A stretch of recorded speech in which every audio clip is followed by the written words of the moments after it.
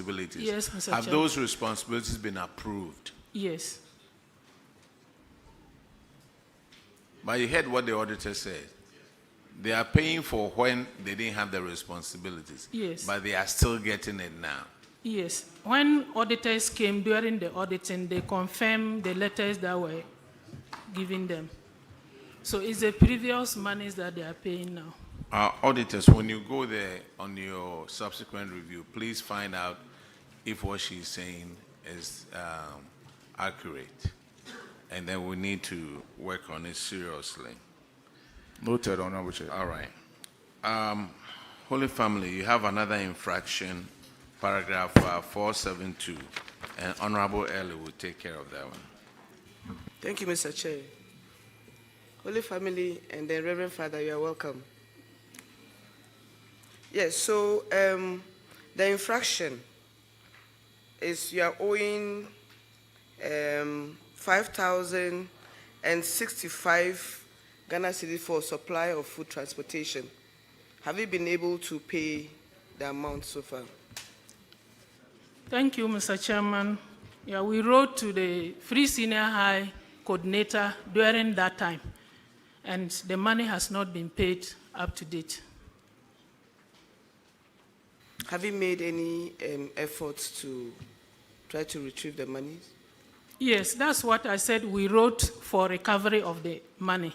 But that is not enough. You wrote and then it's not in and you are sitting down.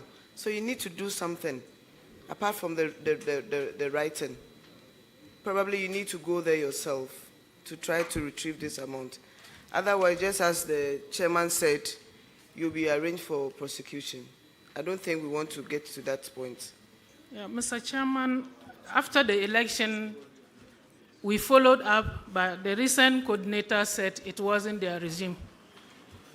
So it means they are not going to pay. Is that what he told you?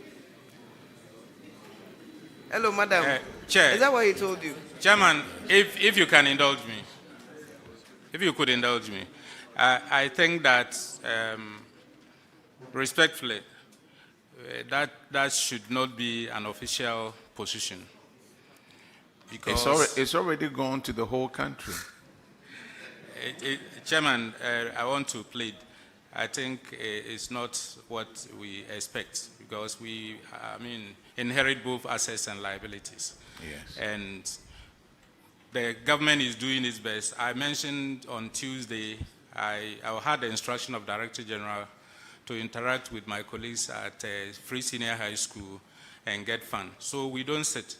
I had to send the Y controller, HNO, to meet minister on payments. So we work hand in hand. So while government is working, Free Senior High School is working its way forward, it's also tackling legacy issues as its responsibility. So we'll follow up on this. Thank you. All right.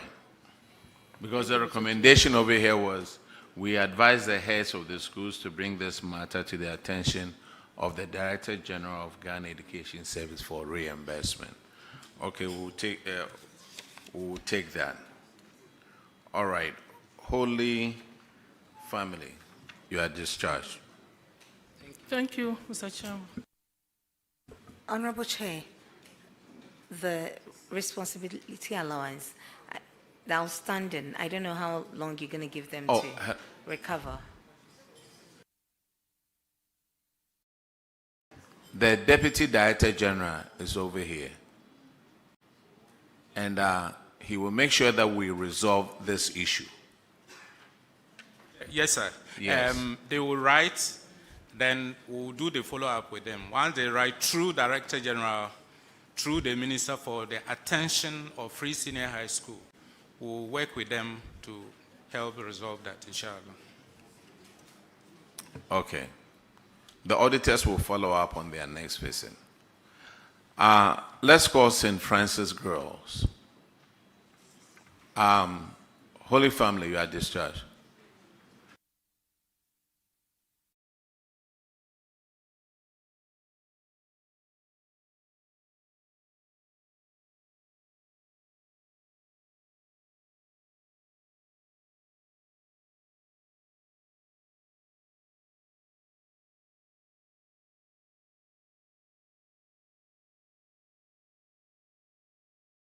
Please introduce yourself to the committee.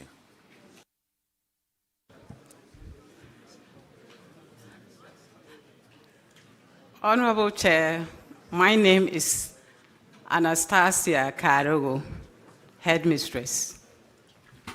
And I'm Josephine Donyel, the accountant. Two strong women representing the school. That's nice. All right, your infraction is on paragraphs 468. And Honorable Shirley Che will take care of that one. Welcome, my ladies. You have 7 recipients of responsibility, unearned responsibility allowances, amounting to 16,809.90 Ghana cedis. Have you been able to recover these amounts? Thank you, Honorable Chair.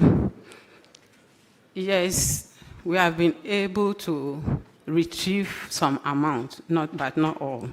We've been able to retrieve 7,281 Ghana cedis. That's almost half. When do you intend to recover the rest?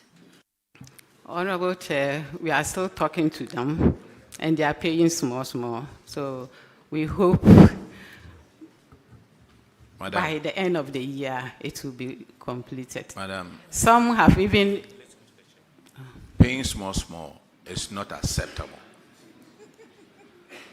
They owe money, and you need to have a payment plan with them. And what I would say is 6 months they need to pay. Do you have any written agreement with them? Yes, Honorable Chair. And how much of it are they paying at a time? Honorable Chair, some are paying 500 and others step up to 1,000 cedis. One has promised me by April ending he will pay it all. Madam, if you look at it, Ernest Kwanzaa, he owes 408. So if he's paying 500, he should have paid by now. He has finished paying. He paid it at once. Honorable, follow up, please. So, like Honorable Chair said, you have Christopher Nongli Bamfuro owing 4,989. How much has he paid?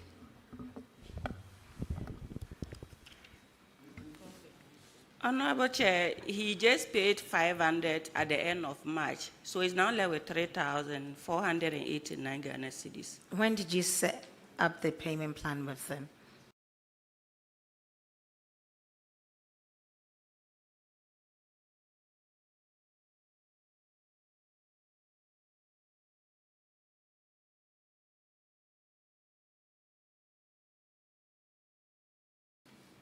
That was in March 2025. And he's Honorable Chair, after here, we'll go and issue standing orders for them to pay within 3 months. I said 6 months, and you are giving them 3 months. Madam, this thing happened in 2024. 2024. And all this time, you sat down, and some of them, this Christopher that the honorable member mentioned, he owes 4,989. If he had been paying at least 500 a month, he would have paid it off by now. Huh? And now that you've come here and we've put a little bit of heat on you, you are going to make it 3 months. Sir, Honorable Chair, we wanted to complete and all rest. So we'll put pressure on them to pay. Because you were helping them not to pay. Because you said they were paying small. No, 6 Honorable months, Chair. they will pay it off. Honorable Chair, they were paying by installments. so 6 months.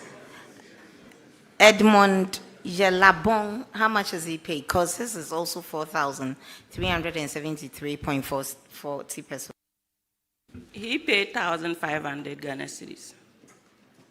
Okay. It's a bit more encouraging than the other one. But please, as Honorable Chair is indicated, 6 months, we expect these monies to be paid off. Do we have an agreement? Noted, Honorable Chair. Thank you. Because if after 6 months they haven't paid, madam, the easiest way is for you to pay. And then you can let them pay you back small, small. The next infraction is on paragraph 472, and Honorable Ellie will take care of that one. Thank you, Mr. Chair. Madam Headmistress, Ode Ka. There's another one here. Buffer stock, transportation, amount of to the amount of 16,110 cedis. Can you tell us how far the money has been retrieved or at what level we are? Thank you. Thank you, Honorable Chair. Please, the money has not been retrieved. We wrote to the Free Senior High School Secretariat for the refund, and since then we have not received anything from them. You and I know that just writing is not enough. You need to make efforts to go there. So, Odeka, papa. Yeah, and you know that Borga Girls is the best school, whether you like it or not. Please. Borga Girls. St. Francis. No, that one there. Madam, if you don't admit it, you'll be hot. I mean,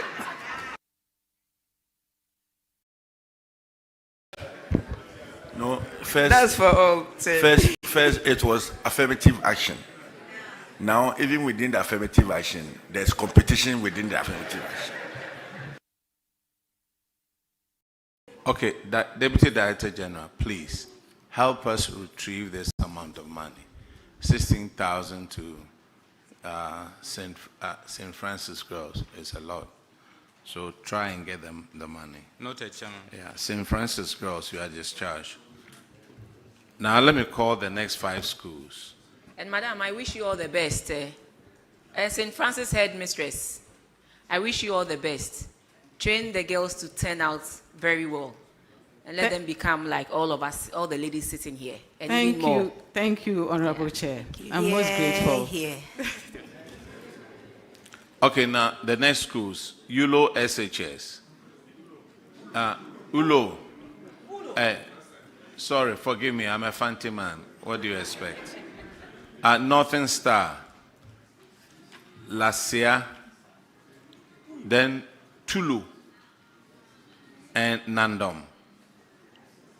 Please, all of you, come up, come and take the oath, and then we'll get you here, out of here as quickly as we can. Ullo.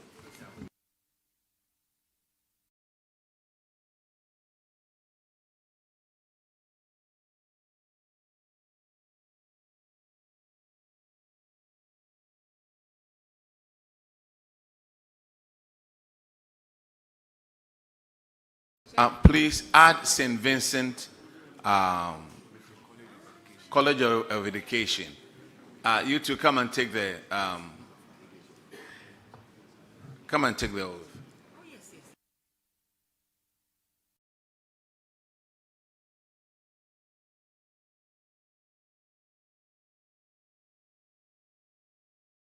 They are in the north.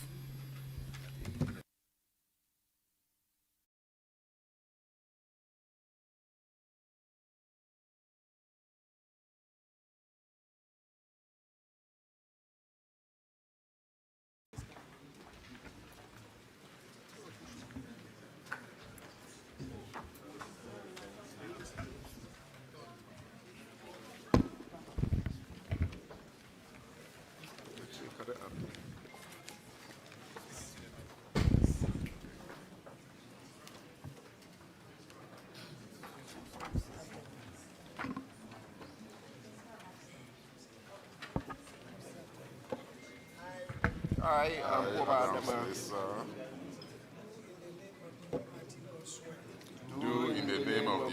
Almighty God swear that the evidence I shall give before this committee touching the matter in issue shall be the truth, the whole truth, and nothing but the truth. So help me God. Please, let's have St. Vincent. Sit down, please.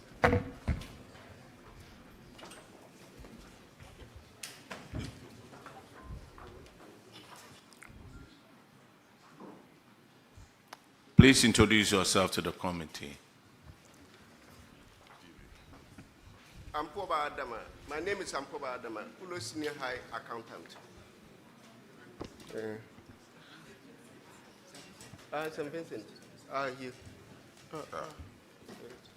That's St. Vincent. Sorry.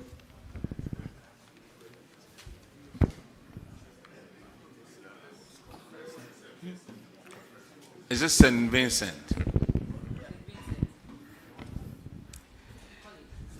St. Vincent College of Education.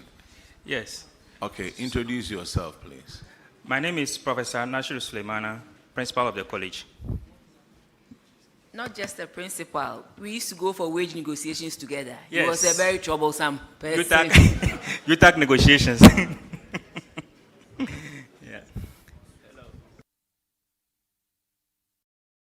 Okay.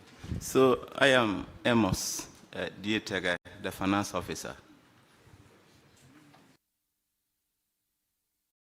Okay, Honorable. My name is Naba Barba Ayala Zuma, College Internal Auditor. Okay, Honorable Ms. Bao Muhammad Adams will take care of your issue on paragraph 916.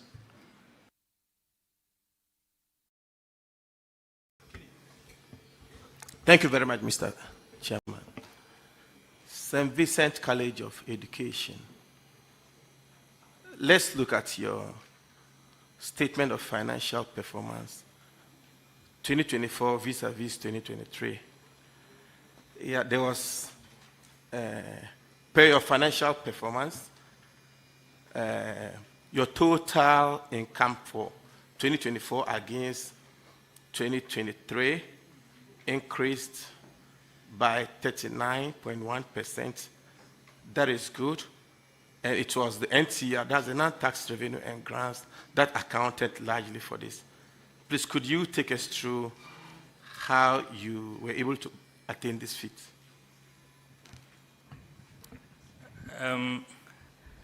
Honorable Chair, I respectfully defer this to my finance officer to handle. Thank you. So thank you.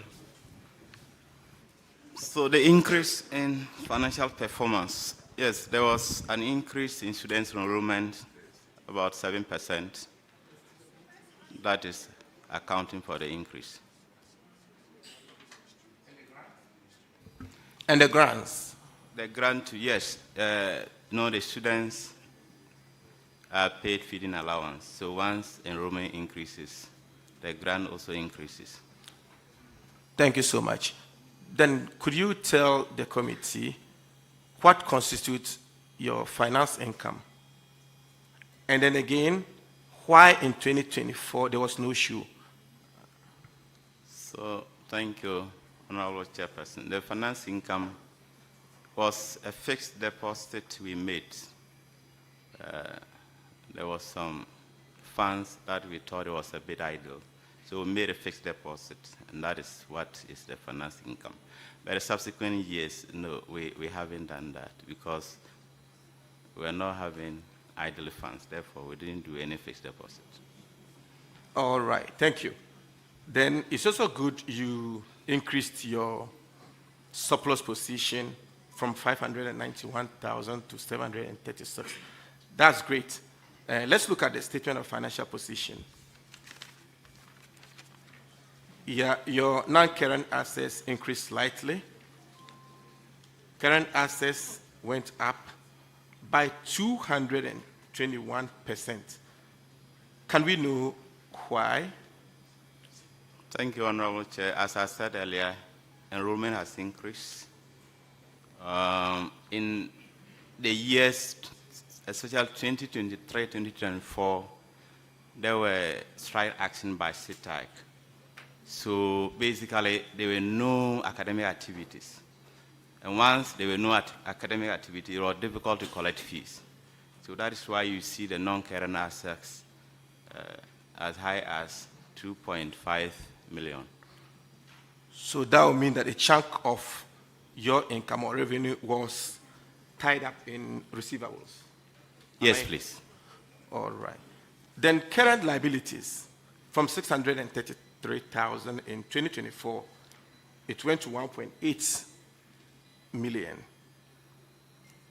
And Yes. what accounted for this sharp increase? Thank you, Honorable Chair. The current liabilities, a chunk of it is the feeding grant that we receive from government to feed students. So once you have some students, there will be consumption. And apart from that, we couldn't also pay our examination fee to our affiliate university, that is UDS. That is accounting for that figure. Mr. Chairman, St. Vincent's College of Education is doing pretty well, but with regards to their current ratio, they did marginally well compared to 2023. But I must say they are not out of the woods yet, because a 1.4 current ratio is still very delicate, and when pushed to the wall, they may not be able to meet their current obligations, which is a concern with regards to, going forward. But in a whole, I congratulate them. Thank you so much, Mr. Thank you very much, Honorable Member. The next infraction is on paragraph 924, and you advance a contractor 80,000 Ghana cedis without any written agreement. Yes, so, Mr. Chair. Yes, sir. There was a document we thought it was the agreement that we signed with the contractor. I'm sorry? There was a document that we signed with him, but the auditors said that is not, it didn't meet their expectation. What do you mean? Chairman, I'm saying that, yes, there was no agreement with the contractor. Yeah, but you are telling us right now there was an agreement. So which is which? Oh, Chairman, was there an agreement or not? So, Mr. Chairman, respectfully, I'm saying there was a document, but the auditor said it did not meet the standard. What did the document say? He was the contractor. Actually, it's a facility. It's an ICT block that was under construction through the GET fund allocation we get annually. So we needed that facility because of accreditation issues. And then the certificates were issued, but payment was not done. But we also needed it. So we pleaded with the contractor. Instead, he was cash-strapped, that if we could get him 80,000, he will get it almost completely done so that we can put it to use. Now, how were you going to get the 80,000 back? That is the question. Okay, so he has, there was a document, as I said, that we agreed with him. If he's paid, he should pay the money to the college. But as I said, the auditor said it didn't meet their criteria. That's just what I wanted to say. But in sum, that money has been paid. The auditors are not saying they did not meet their criteria. They use the law, the PFM Act. Thank you, So Madam. whatever they do, they go according to the law. So it is not their criteria. So let's get it right. It is the Public Financial Management Act. Thank you, Madam. Well so noted. it is not personal to the auditors. It is the law. Thank you, Madam. Has the money been paid? Yes, please. The money has been paid. And auditors, could you confirm if the money was paid, 80,000 Ghana cedis? Yes, Honorable Chair, the amount has been paid via receipt number 22/60220026. So it has been fully recovered. Now, they recommended here that the principal should personally refund the amount of 80,000 and provide evidence of the refund for audit verification. That is, if the contractor had not paid the money. So yes, you may be a head of an institution. This is Aban Sika. Before you give it out, you need to have proper documents that this person will pay it back. You are lucky he paid it back. Otherwise, you'll be paying 80,000 before you walk out. Anyway, this was St. Vincent College. Okay, you are discharged. Thank you. Hold on. There's a last one. You know it, so I wasn't expecting you to just get up and leave. Unaccounted for payments. We were told that you used a total of 81,000 Ghana cedis for goods and services or provisions. And then when the auditors came, you were able to account for just 55,000 out of the 81. Why was it so? Honorable Chair, there were some documents that were not properly attached through set payment vouchers, and that hasn't been rectified. When was it rectified? After the 30 days or within the 30 days? It was within the 30 days, please. Within the 30 days? Yes, please. And the auditors did not adjust the report to reflect that?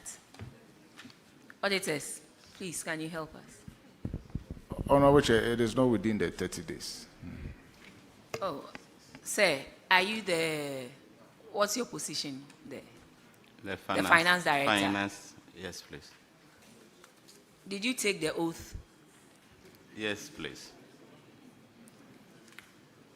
And you just lied to the committee. That's why I asked you whether it was done within the 30 days or outside the 30 days.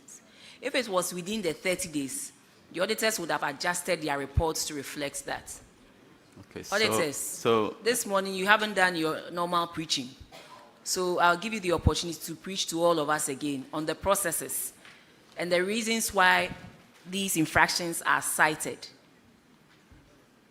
So hold on. Auditors, please take us through the process once more. Today being our last day. Madam Chair, just before the auditors come in, I also noticed that the accountant earlier remarked that they had a document, I believe, which they describe as an agreement, but it didn't meet a certain standard according to the law. Maybe if Madam Chair allows, if you could take that opportunity to let us know what you expect of such agreements as well, so that we can all learn from that and such mistakes maybe don't recur. Thanks. Honorable Chair, I will start with Madam Chair's question. So a letter would have gone to the entity that we are about to start an audit assignment, and we will schedule an entry meeting with the entity. At the entry meeting, a number of issues will be discussed. The approach of the audit, the strategy, the duration of the audit, the scope of the audit, and also we would also discuss issues about the observations that will be raised along the line, and then we will require management to respond to these observations promptly so that we can be able to work within our agreed time. Then after the entry meeting, the audit assignment starts. When in the course of the audit we come across some observations, we alert management about these observations and require them to provide responses and documentations to resolve the issues. And usually we'll give them 7 days. Now within the 7 days, if they're able to provide the needed documentations and the responses, the issues, and we verify the documentations, and we realize that the matter has been resolved, the issue will not be carried further. But if the documentations and the responses provided are not adequate, then the issues will still be pending. And they will be pending and will be put into the draft management letter, which will be discussed at the exit meeting. At the exit meeting, we give them an opportunity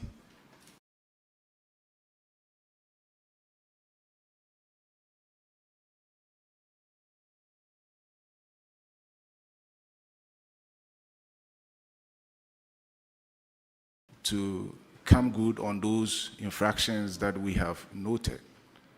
So at the exit meeting, if they have documents and responses to the various infractions that we have raised, if we go through the documents and the responses and they are appropriate, we will drop the issue. We will not feature them in the formal management letter. But if they are unable to present responses and documents at the exit meeting to resolve the infractions that we have raised, then the issues, the audit issues will be carried further into the formal management letter. Now, in the formal management letter, before we put together the formal management letter, we have 2 weeks by our regulations. Within the 2 weeks, if they are able to come back with documents and responses to resolve the matter, we will not capture the issues in the formal management letter. But if they are unable to do so, the issues will end up in the formal management letter. I must say that if the documents and the responses they provide resolves part of the issue, we will only carry what is left into the formal management letter. Assuming we have raised an issue on unsupported payment, and they have been able to provide documents to support part of the amount. Say the amount was 100,000, and they've been able to provide documents to support 50,000. The balance of 50,000 is what will end up in the formal management letter. After the formal management letter is issued, the entity has 30 days to respond per our act. So within the 30 days, if they're able to provide responses and documentations to resolve the infractions that we have raised, the issues will not be considered when we are putting together the Auditor General's reports that will be presented to Parliament at the end of June every year. So within the 30 days, if they're able to provide the documents and responses which are appropriate and they address the issues, then we will not carry them further. But if they are unable to do so, those issues will be considered as issues that should end up in the AG's reports. And so these are the processes that we go through and the window of opportunities that are given to the various entities to take advantage of and address these issues that we come across in the course of our work. Thank you very much. And regarding the issue about the agreement, what the document they presented, per my understanding from the team, did not meet the standards of a very good agreement. I mean, there should be terms when it comes to the agreement. There should be dates as to when the amount is supposed to be recovered and all of that. And some of these features were absent, and so we did not see it as a proper agreement, so we rejected that document, and we asked that they recover the amount, and that has been done. Thank you. Madam. Yes, so the auditors say the amount has been recovered. Yes, please.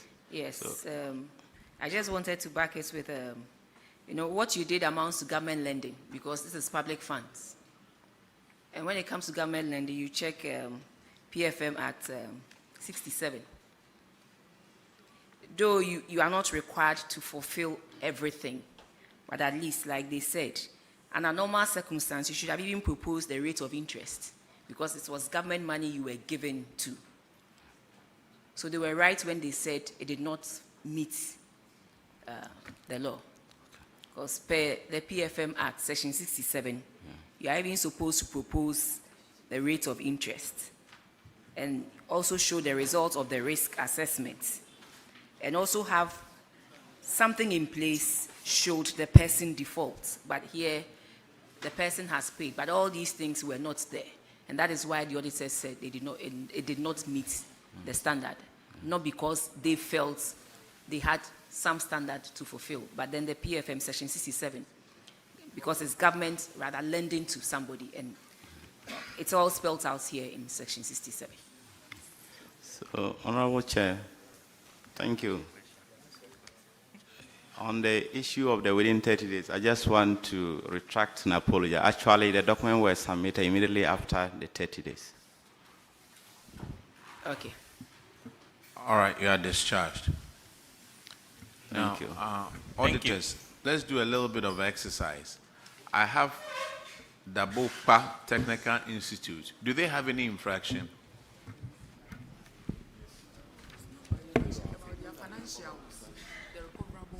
Yes, Honorable Chair, they don't have any infraction.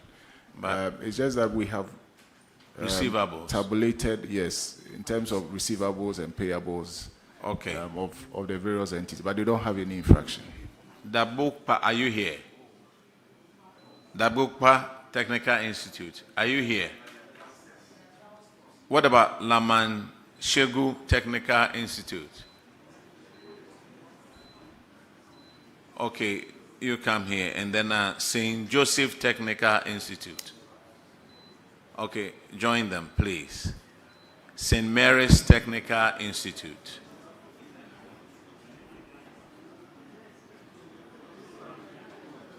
St. Mary's Technical Institute.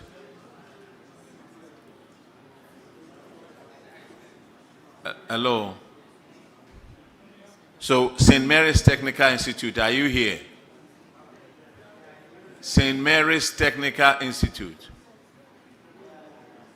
Oh, they are all downstairs, right? Okay.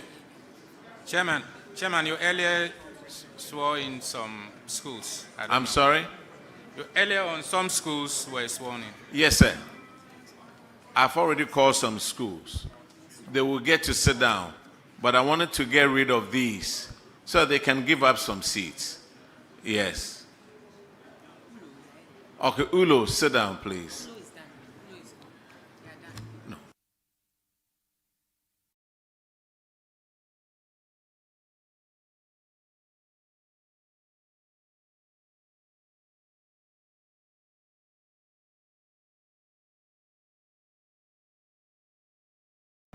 Ullo, please introduce yourself to the committee. My name is Sampuaba Adama, the accountant, Ullo Senior High. Thank you, Honorable Chair. My name is Adams Issa, Headmaster, Ullo Senior High.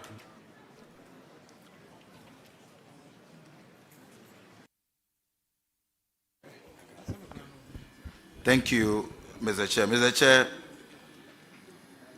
on paragraph 478 of the report, Ullo Senior High School has been cited for a breach of the Public Procurement Regulations 2022, the LI 2466. They supplied or they engaged 6 suppliers for contract worth 26,102 Ghana cedis. Meanwhile, those suppliers were not... Honorable, please, just a minute. Okay. I see St. Mary's here, right? Hello? Madam, which school are you from? Okay. Just indulge me for 2 minutes. St. Mary's Technical Institute, St. Joseph's Technical Institute, Laman Shegu Technical Institute, and the Bokpa Technical Institute. Your issues are just receivables. So go home. And improve upon your receivables. Not just go home, improve upon your receivables as well. All right. Honorable, continue. All right, thank you, Chair. So, Chair, Ullo Senior High, why did you engage suppliers not registered with PPA, and tell the committee why we should not sanction you in accordance with the provisions of Section 92 of Act 663 as amended to serve as a deterrent to other institutions?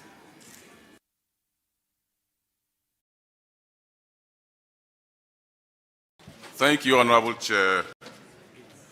These are suppliers we have been dealing with, and as at the time of the award of contract, they had their PPAs intact. It was only detected that when the auditors came to carry out the audits, they detected that some of the PPA certificates had expired. So they drew our attention to it, and we followed it up, and we have since been able to retrieve or recover some of the certificates that have been renewed. Thank you. Thank you, Mr. Chair. All right, Ullo, you have another issue at paragraph 472, and Honorable Elekplem will take that one. Thank you, Mr. Chair. So, Ullo,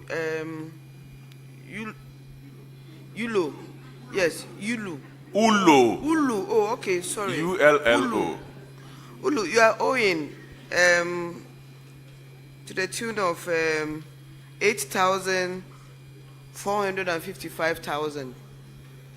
Can you tell us whether the monies have been retrieved and then how much so far? Thank you. Thank you, Honorable Chair. Management has since written to Free SHS Secretariat for the refund of these carriage expenses. We have also followed it up and demanding that the refund should be done with immediate effect. However, an engagement with some of the suppliers yielded some results. An amount of 6,000 was retrieved from the suppliers as part of the refund. And so there's an outstanding amount of 2,455 yet to be collected. We are making frantic efforts to follow up to retrieve the remaining amount. Thank you, Honorable Chair. Auditors, can you please confirm what he just said, that they have been able to retrieve and then the amounts outstanding? Honorable Chair, what we can actually confirm is the fact that they have written to the DG to address the issue, but as to whether there has been some payment, we are not aware. Did you hear what he said? Yes, Honorable Chair. So what you told us is different from what he just said. Yes. So I want you to clarify. Thank you, Honorable Chair. The recovery was actually done in the latter part of the audit period, and we are prepared to update the audit service with the payment, the receipts, and other relevant documents. You need to do that quickly so that they could update their Very well noted, Honorable Chair. That's all, Mr. Chair. The next infraction is paragraph 468, and Honorable Shirley Che will take care of that one. I won't even attempt to mention the name, because Ullo, did I get it right? That's correct, Honorable Chair. All right. On end salary due to separation by death, an amount of 8,499.55 needs to be recovered. Have you been able to do so? Thank you, Honorable Chair. The deceased staff was actually validated and known in November. Deceased staff, yes, that's correct. So no salary was paid to his account in the bank. And so when it was brought to our attention, we had to follow it up. and a statement from the bank indicated that there was no salary received for November. And so the issue was actually taken up with the auditors, and it has since been resolved. Thank you. Auditors, can you confirm this? Yes, Honorable Chair, the later presented bank statement to show that indeed the salary did not go through. And so that issue has been resolved. Thank you. Thank you, Honorable Chair. All right, Ullo, you are discharged. Thank you very much, Honorable Chair. Now, let's call Northern Star.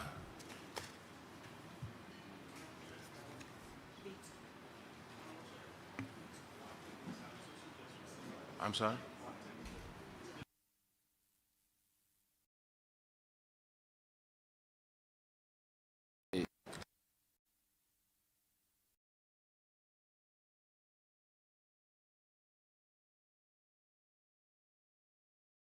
I have another list over here. Please indulge me.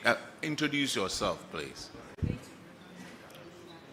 Honorable Chair, my name is Saeed A. Farouk, the headmaster, Northern Star Senior High School. Yusuf Yakubu Sungumu, the accountant, Northern Star Senior High School. Okay, please indulge me for 2 more minutes. Is Boko technical over here?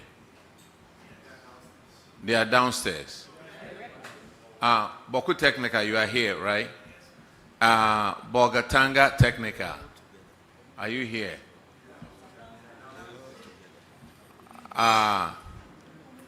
Kasanaba technical. And Borga Central Technica, Navrongo Technica, Bongo Technica Institute, and Sandima Technica Institute. They are all down there. I'm sorry? So, okay, it's also down there. St. Benedict has been cited.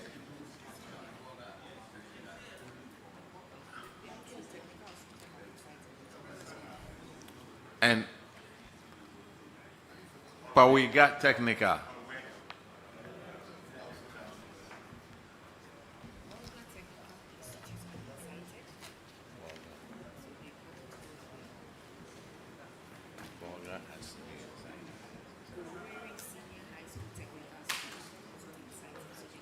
Apart from Borga Technica, the rest of them, there are issues with their receivables.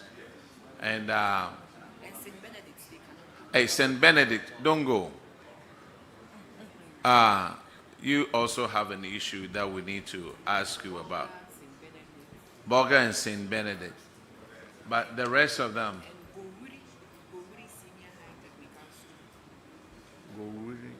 I don't have it here. Gowuri shouldn't go. But apart from that, the rest of them could go.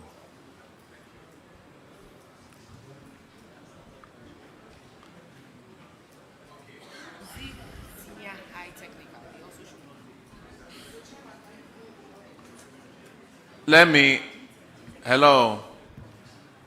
mention the schools again. Boko Technica, Borga Central, Kasanaba Technica. No, Borga there are 2. Borga Technica and Borga Central Technica. It's Borga Technica. Aha. Then Navrongo Technica, Bongo Technica, Sandema Technica, and Paliga Technica. Those, you have receivables issues. Go work on them. Have a good day. But Borga Technica is staying. And St. Benedict is also staying.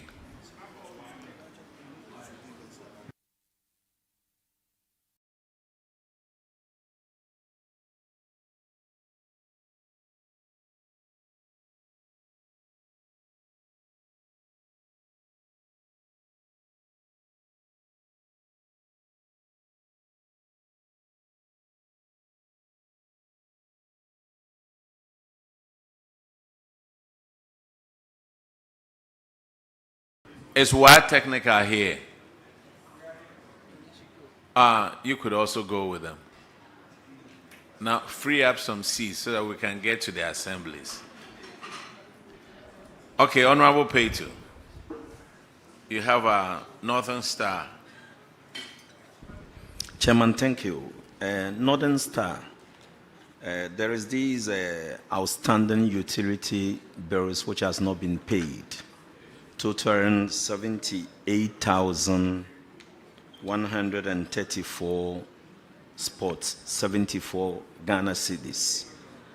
I want to know why this has been outstanding for quite long a time. Thank you very much, Mr. Chairman. These are monies that are paid from central government to the utility service providers. So as at March 2026, end of March 2026, an amount of 106,070 Ghana cedis and 73 pesos was accumulated. But an amount of 105,951 Ghana cedis, 43 pesos have been paid. So as we speak now, the outstanding amount is 119 Ghana cedis, 30 pesos. Thank you. Up to today that you are speaking? Yes, please. The amount left is what? 119 Ghana cedis. 119 Ghana cedis. Yes, please. Okay. Auditors, can you confirm? Yes, Honorable Chair, we can confirm that the balance has been cleared. Chair, thank you. All right, Northern Star, that's all you have, right? I'm sorry? No, please. Which one? On earned salary. On earned salary.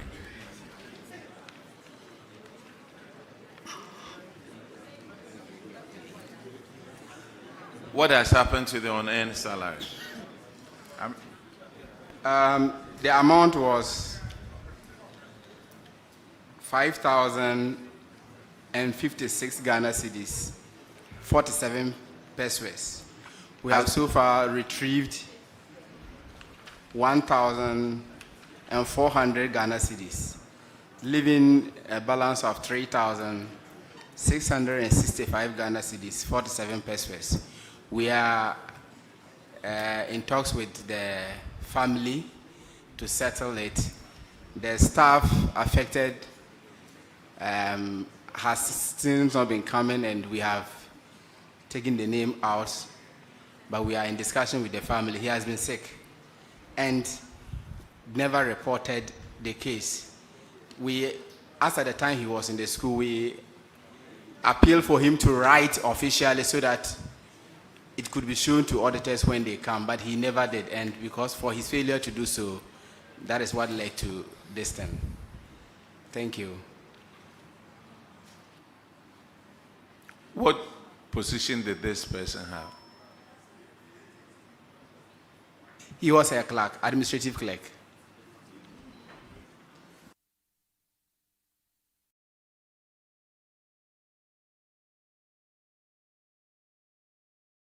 Okay, let's work with the family and see what we can do on it, okay? So, did you take him off because he was sick? Respectfully, no, because he stopped coming. But if you are sick, how do you report to work?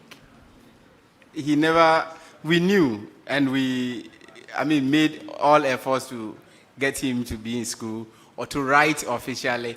He has never, and he stopped for a very long time, since 2025 when we tried to get him to. So where is the person now? He's at the home. Sick? Yes. How old is the person? Is the person due for retirement? No. He's at home because of his sickness? No, Yes, see, please. it can happen to anybody. It can happen to anybody. So you can't take somebody's name off because the person is sick. Unless the person is due for retirement and has reached retirement, and so you take the person's name off. But where you know within that the person is unwell, maybe the person cannot even write, let alone he or she hasn't got the best frame of mind, is not in the best frame of mind to even write. So that if we all know the person is unwell, what steps should the school take to make sure they offer assistance to the person and not take the person's name off because the person does not come to work? Wasn't he coming to work when he wasn't sick? Was he coming or not, please? It was on and off. Madam Chairman, No, his problem... when he was well, when he wasn't sick, when he hadn't fallen ill, was he reporting to work? He was on and off. Madam Chairman, his problem is that he's a drunkard. He's what? He drinks and... No. That is somebody's private life. And we are not here to talk about somebody's private life. I'm asking you, the person is unwell. You've taken the person's name off because the person is unwell and the person doesn't come to work. And I'm saying that once you know the person is unwell, we all can fall ill. And so we are not only employees of the school, but you should go the extra mile to make sure that whoever is working for you also feels safe and is in a situation to always discharge his or her mandate. And I'm asking you, so couldn't the school have written, knowing very well that the person is unwell, and taking those steps on behalf of the person to ensure, because there are people who are sick, who are not working, and are still on payroll, because the fact that you are sick doesn't mean you should be taken off the payroll, unless you are 60 and you are due for retirement and you go on retirement. So I think we should look at this again. Let's work with the auditors and see how best, because as for sickness, it can happen. We can all fall ill. Very well noted. Thank you.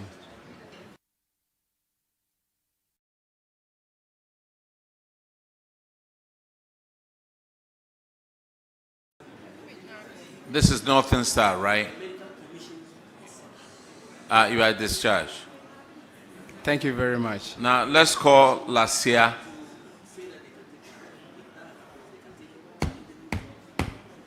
Let's have some silence, please. Let's call Lassia. Introduce yourself to the committee, please. Thank you, Honorable Chairman. My name is Emmanuel Banongwe, the headmaster of Lassia Tumu Senior High. My name is Frigare Desa Timothy, accountant for Lassia Tumu Senior High. Okay, Honorable Simon would take care of that one, please. Thank you, Chairman. Lassia Tumu, you're welcome. You have an administration block that is rotting away because you owe the contractor some 36,000 Ghana cedis. What is the status of that? Thank you, Honorable Chairman. Please, I'm happy to announce that the said project has now been handed over to school management for use. So the contractor has been fully paid, is that correct? So far as the payment is concerned, I am not sure. I cannot confirm that. So how was it handed over to you then for use? The contractor and the consultant came to school, met the management, and handed over the project to us. And then there are letters and then teachers to that effect. And we have submitted that to the auditors for verification. That's good news, that you have the opportunity to use the block, because I know you need it. Office space for staff has always been a problem for all schools, including yours. But the point is, you need to be sure if the debt is paid off, so that tomorrow somebody else does not turn up and say, we're coming to lock it up because you owe us some money. Don't you think so? Thank you. Noted. I will follow up and then be sure of it. Thank you. That's all from me, Mr. Chairman. Auditors, could you confirm that the school has been handed over? Yes, Honorable Chair, it was handed over to the school 27th of January 2026, and it's in use now. All right, thank you. Lassia, you are discharged. Thank you, Now, Honorable let's Chairman. go to Tulo. Tumu High School, are you here?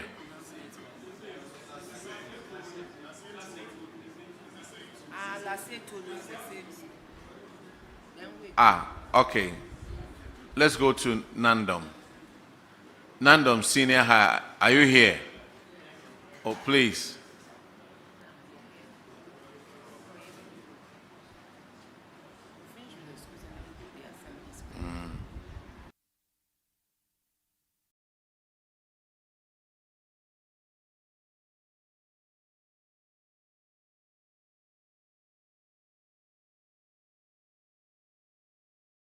Please introduce yourself to the committee.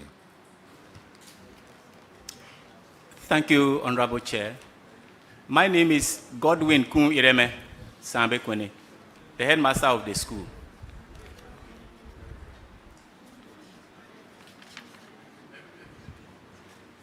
My name is Jane Francis Kavarpo, accountant in the school. Okay, Honorable Ellie will ask you your questions. Nandom Senior High. Thank you, Mr. Chair.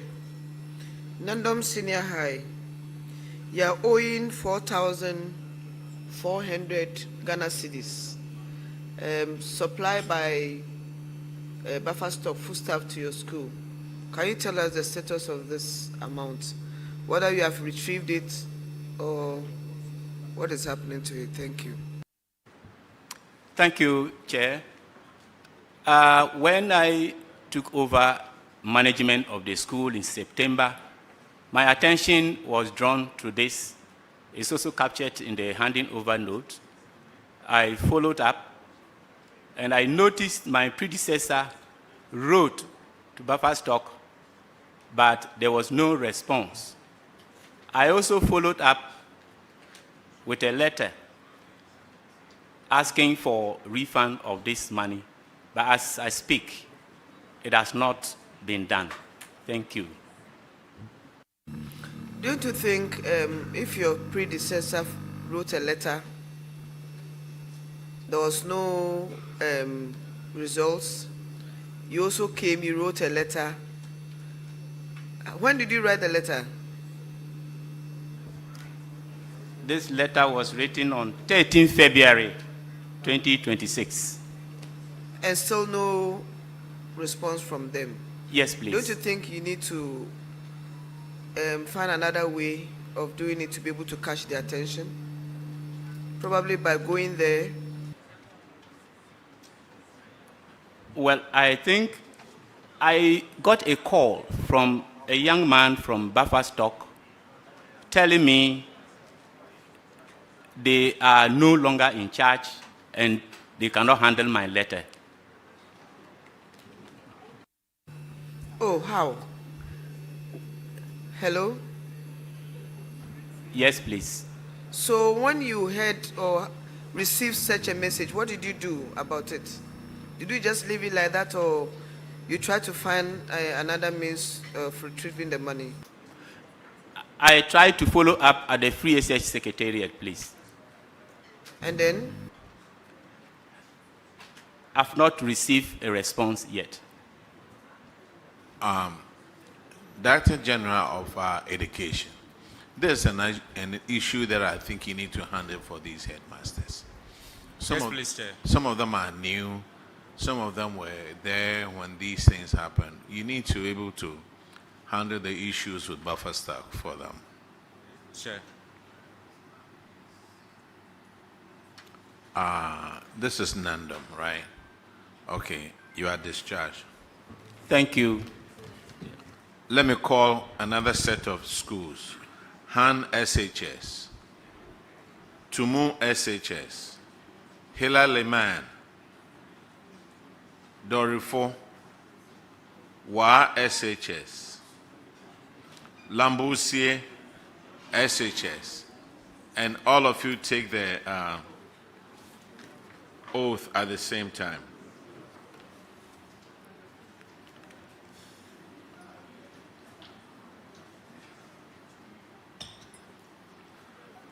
Let me add St. John Vocational Tech to it.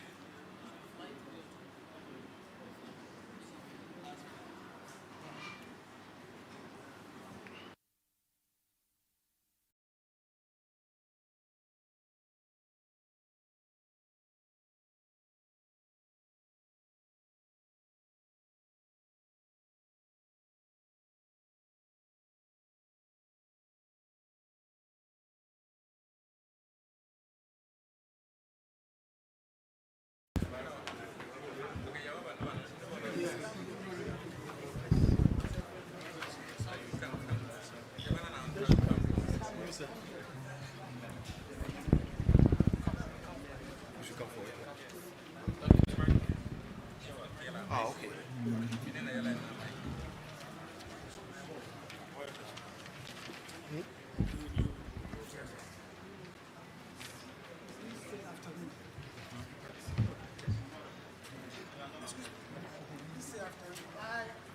I, Adams Idris, third man, do in the name of the Almighty Allah swear that the evidence I shall give before this committee touching the matter in issue shall be the truth, the whole truth, and nothing but the truth. So help me Allah. Okay, let's have Han SHS sit down, please. Han SHS. Yes. Introduce yourself to the committee, please. My name is Ansu Eugene, headmaster of Heng Senior High School. My accountant has sent his apologies because he's indisposed. You are alone? Yes, please, Chair. And what's your position again? I'm sorry. You are the headmaster? Yes, Chairman. Oh, okay. All right. Honorable Shally Chair will handle your case. Thank you, Honorable Chair. Han Senior High. We have one Abudu Smiler with an unearned salary of 1,531.14. Have you retrieved this amount, please? Thank you, Honorable Chair. The said amount has been retrieved and paid back into the Auditor General Recovery Account, and evidence is here for verification. Have you given the evidence to the auditors? Yes, please, Chair. Auditors, please, can you confirm this? Honorable Chair, the whole amount has been recovered. That's good to hear. You are discharged. Thank you, Honorable Chair. Tumu SHS.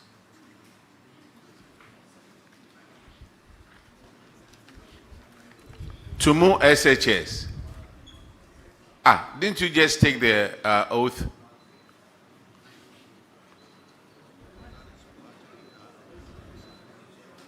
Introduce yourself to the committee. Thank you, Honorable Chair. Todia Isaku is my name, the head of school, Tumu Senior High School Technical. My accountant was just with me here. He has left. I don't know.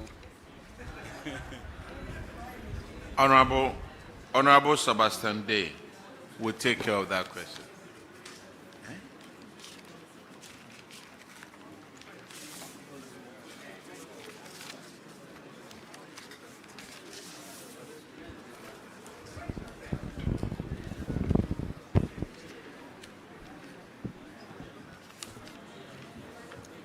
Yes, yes. It was just my accountant was just. Honorable Chair.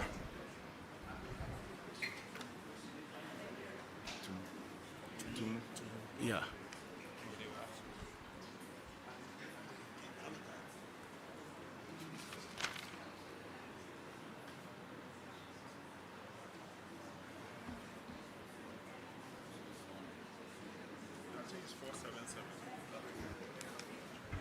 I'm 490. I'm Nanjo Amadou. Yeah. Tumu Senior High. Okay. Technical Accountant.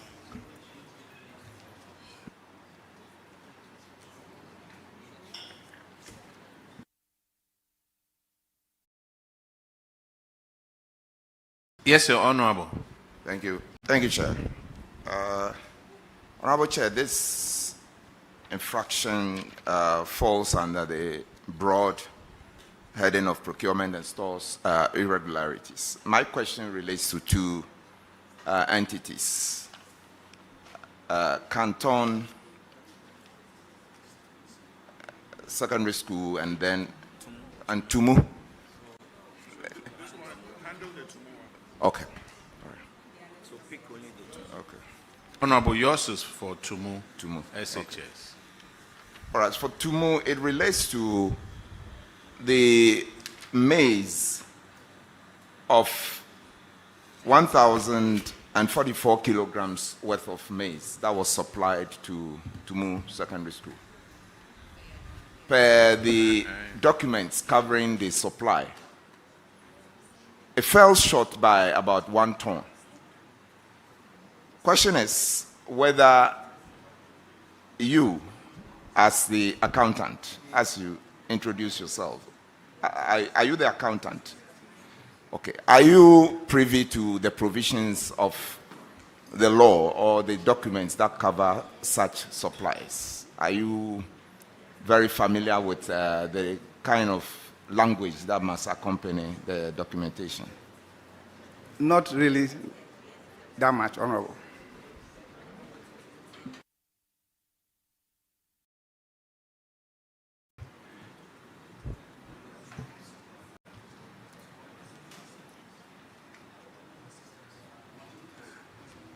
Honorable Chair, is the witness saying that it's not aware, as the accountant, is not aware of the details of the document that must accompany supply of such goods to your institution? Is that the case? I'm aware, but this particular issue, it was the buffer stock that supplied the items. Yes, please. Yes, my question is that buffer stock supplied items to your school. Yes, please. You are the accountant. Yes, please. Are you aware of what is expected to be in the document that accompany the supply that was received by your school? Per law, do you know what it must contain? Yes, please. Now, the auditors on ground found out that 58 bags of maize that was supplied to Tumu Senior High Technical School fell short of about 1 ton. Yes, please. 58 bags, 1 ton worth of maize was not received by your school. What did you do as the accountant? We actually wrote to them after they have brought the items and we detected, so we wrote to them that this is the situation. But as of the time they brought the items, we didn't really have full staff. Otherwise, we would have rejected them. But we actually received and notified them that the items were not up to the required number. And when the auditors came, they also confirmed. We wrote to them again, and up to now, we haven't heard anything. Sir, this is a very simple thing. The bags were supposed to weigh 100 kilos. Yes, please. When they brought it to you, it weighed 82 kilos. Yes, please. Couldn't you tell a bag 100 kilos from 82 kilos? Yes, that's what I explained. We didn't have any option because we didn't have maize as at the time. And when they brought, we weighed and realized it was so. We notified them that the items were not in full supply.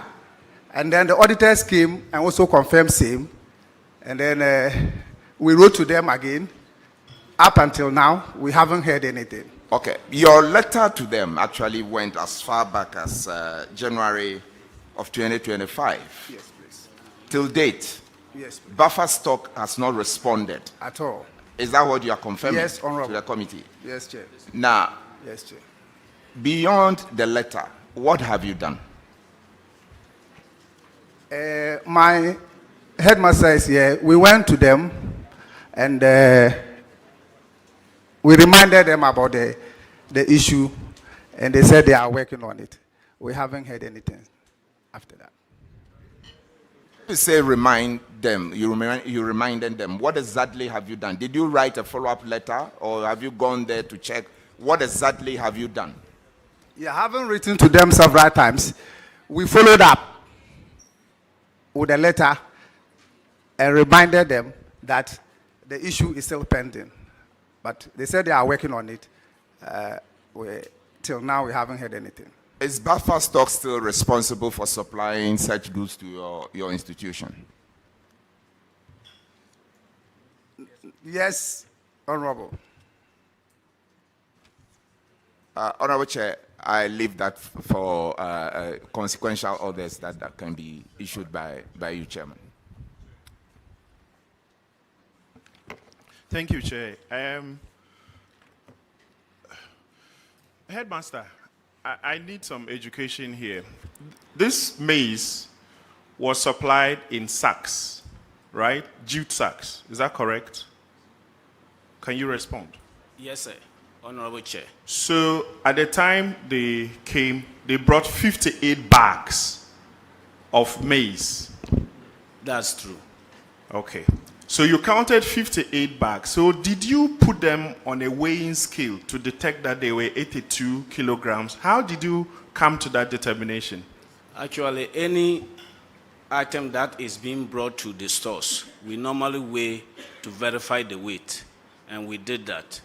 So we weighed and realized that each bag contains 82 kilos instead of 100 kilograms. Okay.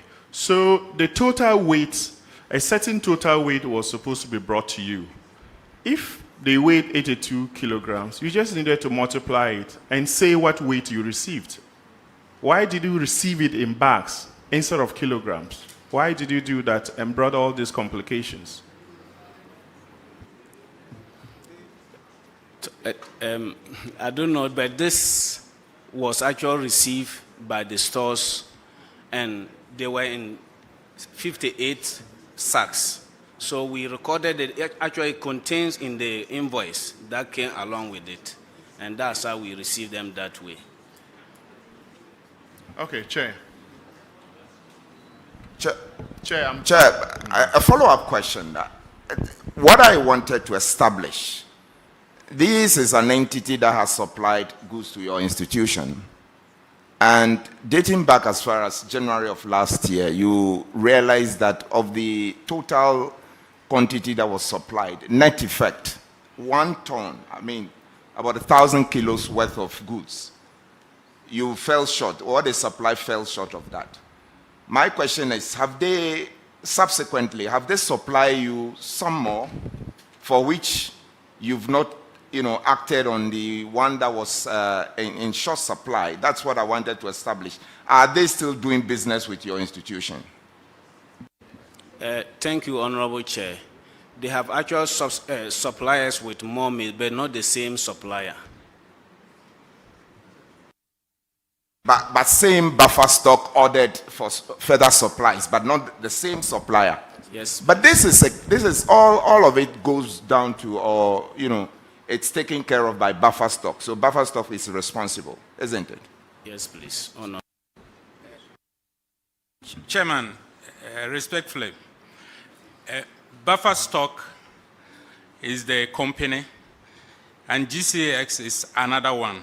These are the bulk companies that stand in, but they offer procurement activities with individual suppliers.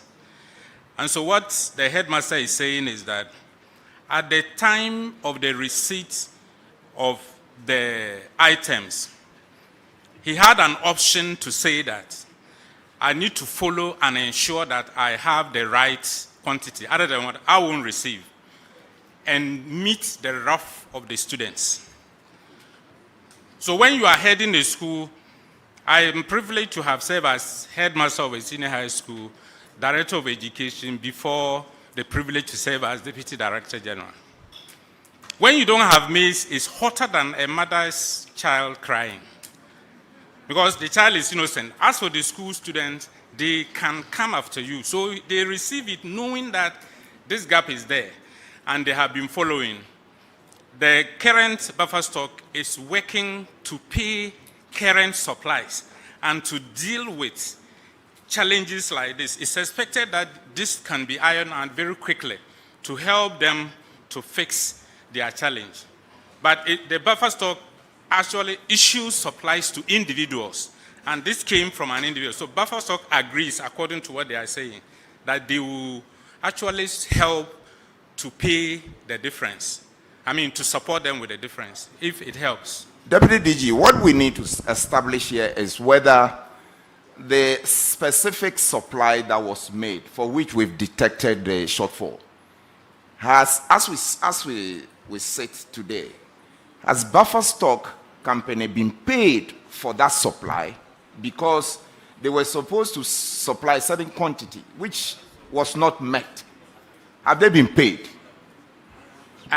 Chair, I'm coming.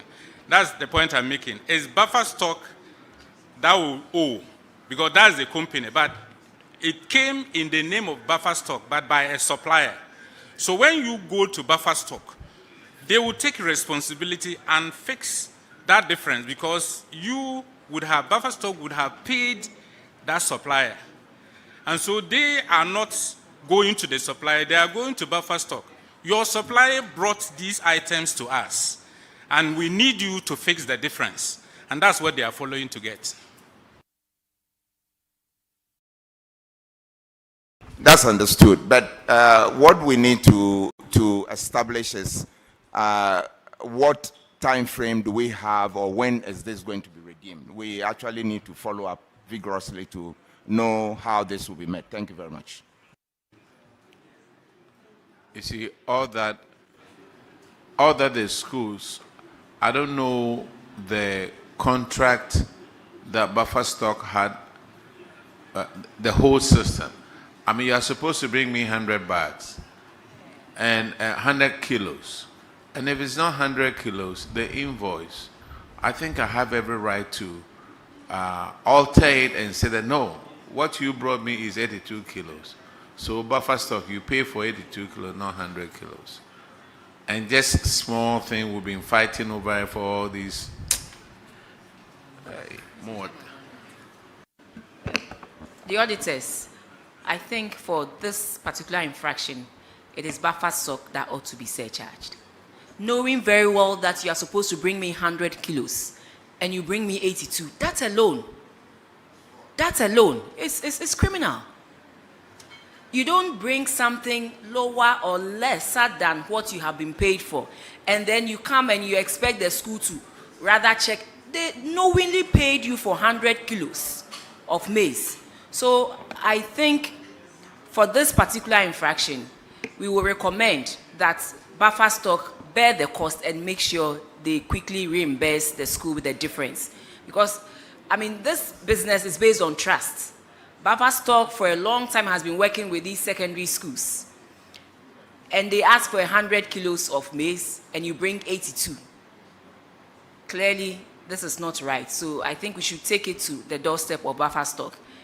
And whoever their supplier is, that supplier should be taken off their list of suppliers.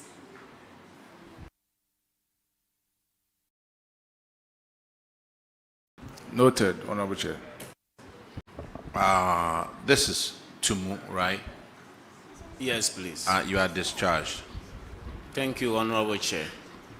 I have a list of schools over here. Senior high.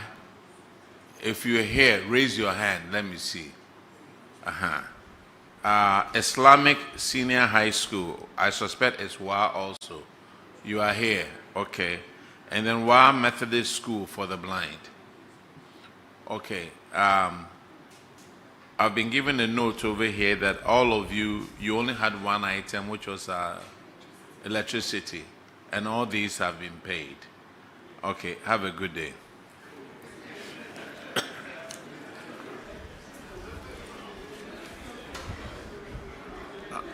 Let's call Hilla Limann.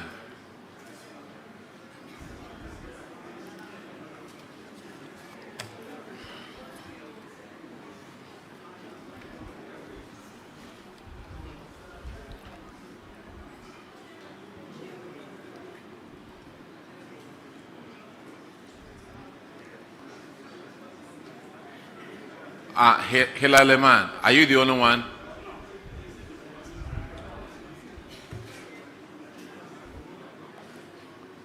Please introduce yourself to the committee. Thank you, Honorable Chair. My name is Bako Zakaria Mohammed, the headmaster for Dr. Hilla Limann Senior High School. Yeah, Francis Nampuso, accountant, Hilla Limann Senior High School.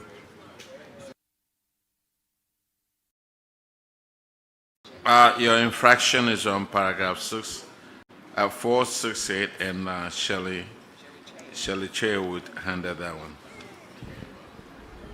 Welcome, Hilla Limann. One Prince Educhum needs to return an unearned salary due to vacation of post of an amount of 47,109.88. I would like to know what steps you've taken to recover this amount. Honorable Chair, so far we've recovered 32,900 out of the 47,109. We actually reached an agreement to which the auditors have the undertaking. He agreed to have been paying 4,300 every month from July last year. He did up to October, 3 months. Then he paid a lump sum of 20,000 in December. After that, he actually is gone back to the hospital because this thing happened because of ill health. So as of now, he's pleading with us to still give him a time when he's well. He will come and continue with his undertaking. So what's the outstanding amount now? It will be 14,209 cedis, 88 pesos. So your undertaking or your payment plan, when were you meant to have completed, or when was he due to complete the payment? Honorable Chair, actually, when I spoke to him, that was why he paid a lump sum of 20,000 in December. He told me his target was to have finished in February this year. Unfortunately, he's back to the same ailment. Auditors, can you please confirm receipt of the amount stated? Honorable Chair, a total of 32,900 has been recovered, leaving a balance of 14,209.88. It's unfortunate that he's unwell, because you can see he's made a lot of effort to pay. So we wish him well, so he can come back fully recovered and ready to continue with the payment. Honorable Chair, we are in your hands. Thank you. Let's go to paragraph 463, and Honorable Nasser will take care of that one. Thank you very much, Chairman. Dr. Hilla Limann, your school is named after one of the finest presidents in Ghana. So you shouldn't be having infractions. This is about failure to submit some payment vouchers to the tune of 33,153. Please, have you been able to submit these vouchers? Honorable Chair, I can confirm that we were able to submit all the vouchers and it has since been verified. Auditors, please can you confirm this? Honorable Chair, the payment vouchers have been presented and duly verified. Thank you very much. That means you are going by the name Dr. Hilla Limann. Thank you, Honorable Chair. The next infraction is on paragraph 477, and Honorable Adam Agbana will take care of that one. Thank you, Mr. Chairman. Chairman, 477, it has to do with still the issue of awarding contract to suppliers not registered or suppliers without the appropriate documents. So, Hilla Limann Senior High School, you awarded a contract to a supplier worth 26,000 without the necessary documents. The auditors have recommended that it should be sanctioned. Kindly tell Madam Chair and the committee why that those sanctions should not apply?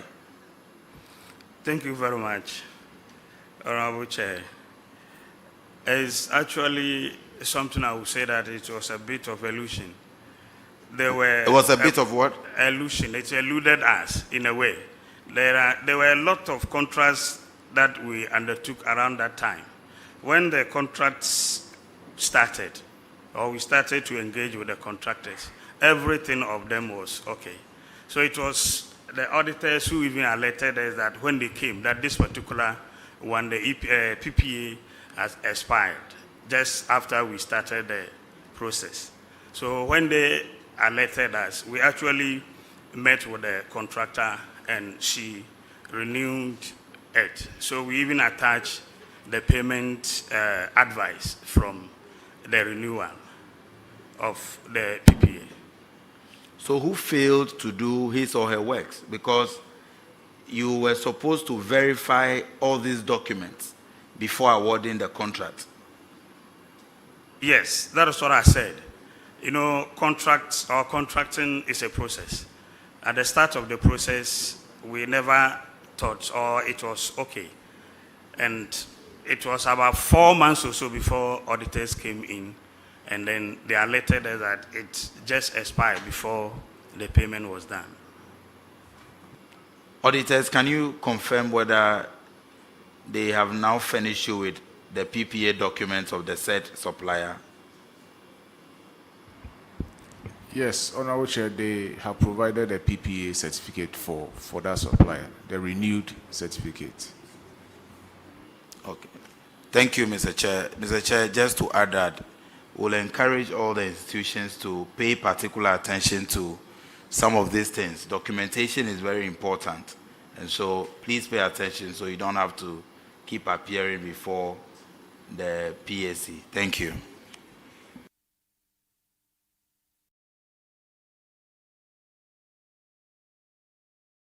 Headmaster, looking at the amount involved, 26,575, I'm assuming that it was request for quotation method that you use in procuring this particular item. And if that's so, how do you go about it? Is it the case that you invite at least 3 suppliers or contractors before the contract is given, or what? How do you do it? Yeah, thank you, Mr. Chairman. The whole thing happened when we went through the procurement processes. And after those who bid for the contract, I mean, it was a Kalangwi whom we have been dealing with, who had the documentation based on the item they were to supply. So, and time was also an essence. No, so I'm not trying to create problem for you, but I just want to understand whether you understand what you are doing or not. The law requires that if you want to do request for quotation, at least you should invite 3 companies. All must be in good standing. So if the one you selected as the one being in good standing didn't have required document, how did you select that one as the one to be given the contract? Thank you, Mr. Chairman. It wasn't that Kalangwi wasn't having all the documentation. All the documentation were right, but the PPA had just expired. But we started, you know, as I say, it's a process. When PPA expires, you go and pay to them, they'll give you a receipt. So receipt suffices. So if you had provided them with the receipt, that would have been accepted. So at that point, you didn't have the receipt from the PPA. That's the point. That's what I'm thinking. So please, let's follow the law. Whenever you are going to do procurement of this nature, request for quotation, request for or invite at least 3 or more suppliers in good standing. Before you do that, please. Thank you. All right, the next infractions are paragraph 481 and Honorable Roosevelt Hotoje. Alexander. Thank you, Mr. Chairman. Dr. Limann SHS. your issue has to do with failure to return teaching and learning materials valued at 30, yours is different, valued at 30,320. The auditor's review of store records showed that 379 CAPEX scientific calculators valued at 30,320 and issued to students were not returned after the completion of their studies. Have you done anything to retrieve these scientific calculators so far? Thank you, Mr. Chairman. Yes. The actual number is what you mentioned, 379. After auditing and alerting us, we were able to retrieve another extra 80 pieces of them. And management, we have put measures in place to be able to retrieve the rest of them. How many have you retrieved so far? Honorable Chair, 80. 8 out of 379? Not 18, 80. 80 out of 379? Yes, please. So what measures are you putting in place to recover the rest? Thank you, Honorable Chair. In actual fact, these calculators were given direct to the students. And before I actually came in as headmaster, this student had completed. So the measure we have put in place is we have the list of the students who actually took the calculators. And it's given to the assistant administration as and when these students come for their testimonials or certificates, then we bill them with the charge that is given to us here. Thank you. Can I understand what you mean by they were given directly to the students? Honorable Chair, what I mean by giving directly to the students is they were shared to the students for use. By the administration, by the then headmaster, or let me say yes, by the then headmaster, for use.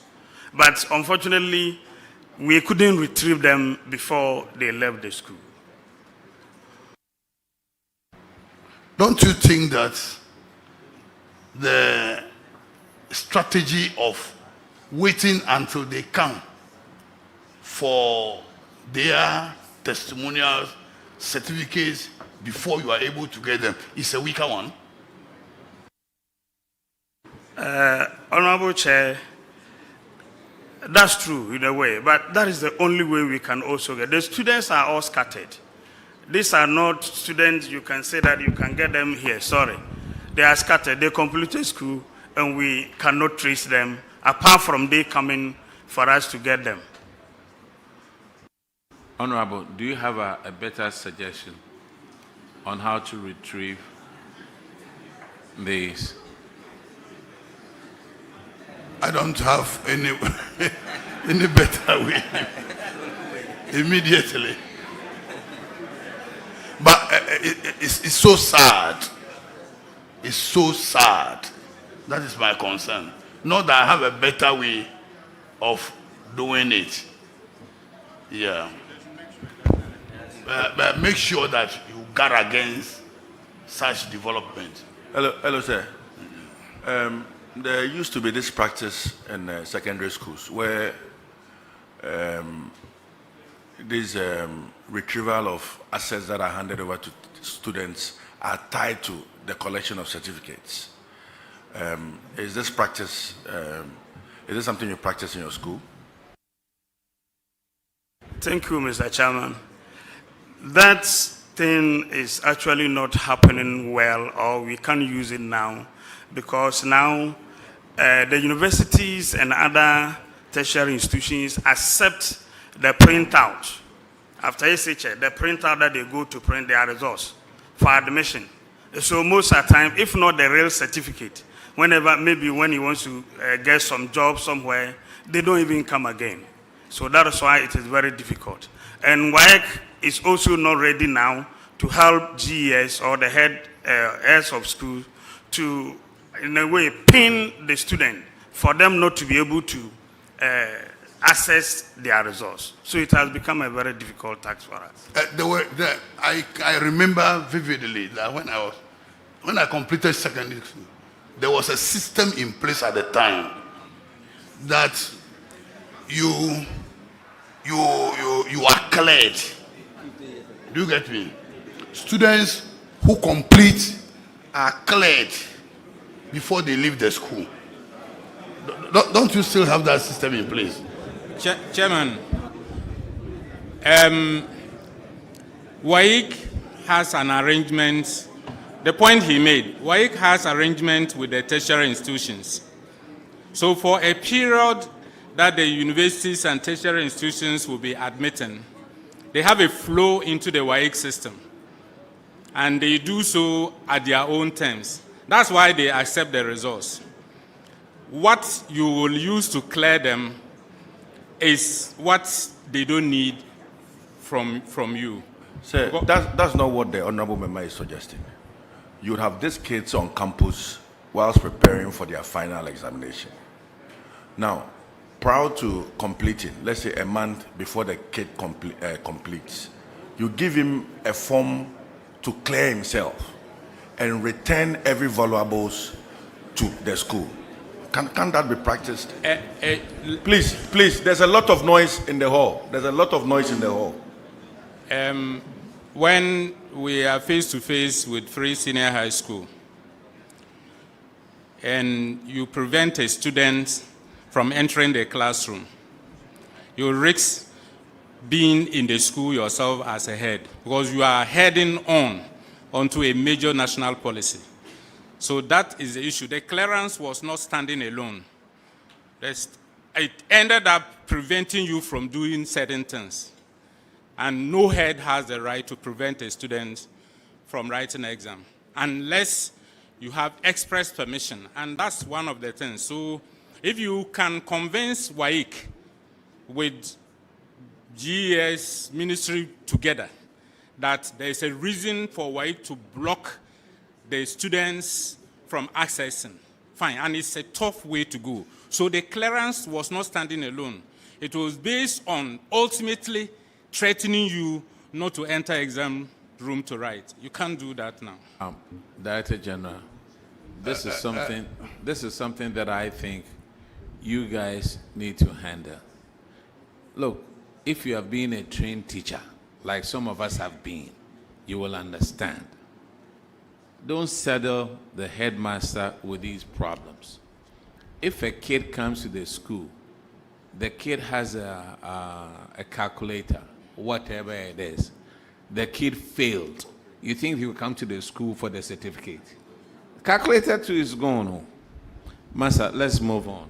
Any other? Okay. Director of Education, you guys need to deal with the auditors on how you will solve this problem for the headmasters. Yes, please, Chair. Or her headmaster.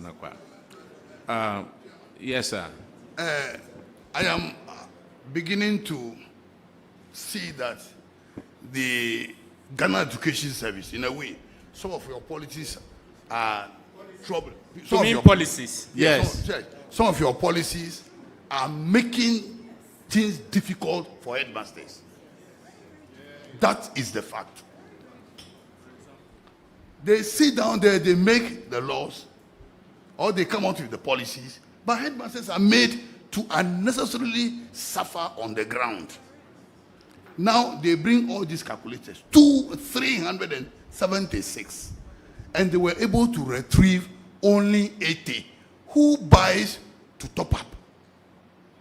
And what is the fate of the younger ones who are coming? But at our time, If you don't clear yourself of all these textbooks and others, you will not be permitted to go and read there. That alone inculcated some kind of fears in we students to make sure that we don't lose anything. But now things seem to be very free, liberal, and it's making the work of the headmasters extremely difficult. So you have to look at some of these carefully. That's why I made the ruling. He was a headmaster. You go and collect for them. Honorable Chair, if we could hear his comments, I'm really itching to hear his comments. I want to hear because, his comments.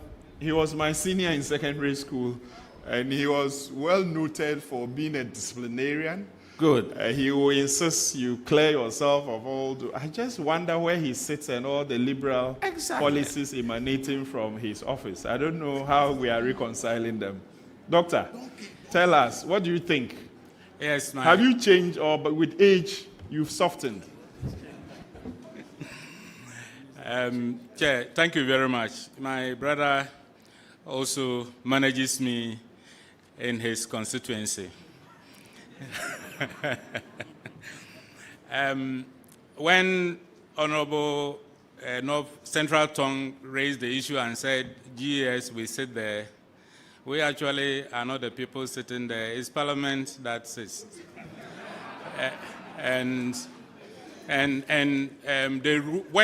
We are a policy implementer, and that's how far we can go.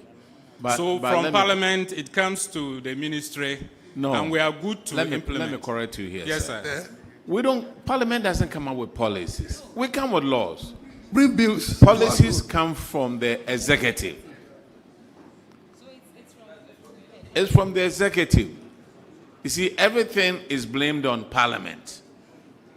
Master, all that we do is we pass laws. So, even in addition to that, the laws we pass come from you. You bring us bills. And the ministers say you are the technical people who advise them. You bring us bill. We don't handle bills. You handle bills. And we pass the bills into law. Okay, guys. I think we will move on a little bit.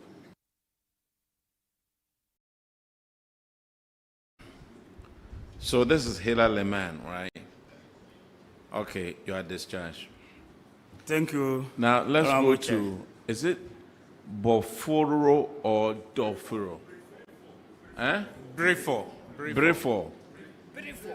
Oh, beautiful. Okay, please introduce yourself to us. Sir. Tingan Edmond is my name. I'm the accountant.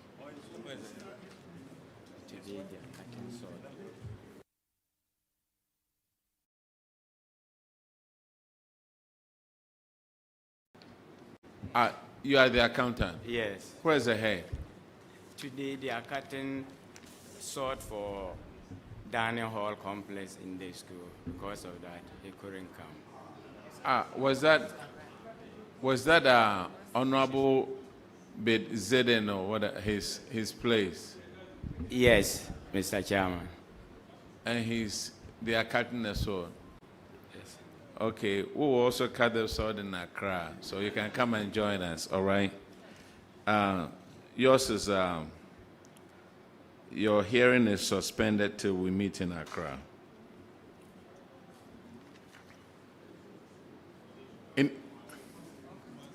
Or you can come to Kumasi. Yes, when you are done cutting your sword. St. John Vocational Tech, is it here? Okay. Before you are discharged. Thank you, Chair. He was initially confused. I'm sorry? He's discharged. Yeah, he's discharged. Yes, please. Thank you. St. John Vocational Tech. Please introduce yourself to the committee.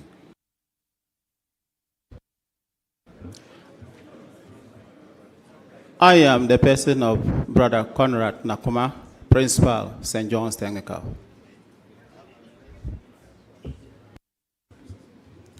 James Alenoma, Accountant, St. John's Technical Institute.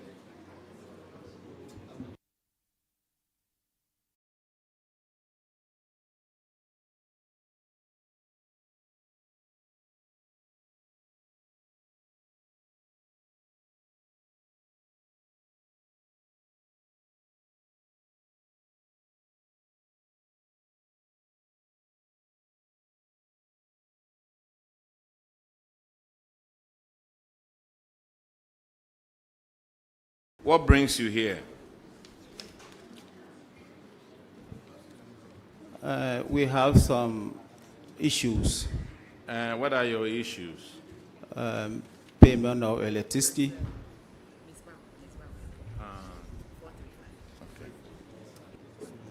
Student debtors and suppliers. And what? Suppliers. Suppliers. Yeah. Okay, you have some unreturned textbooks. Huh? You have some unreturned textbooks. No, please.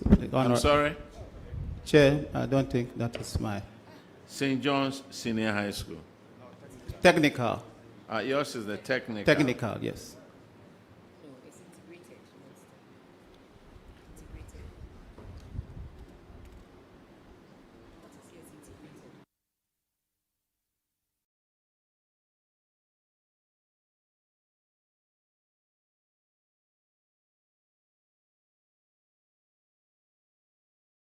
St. John's Integrated SHS.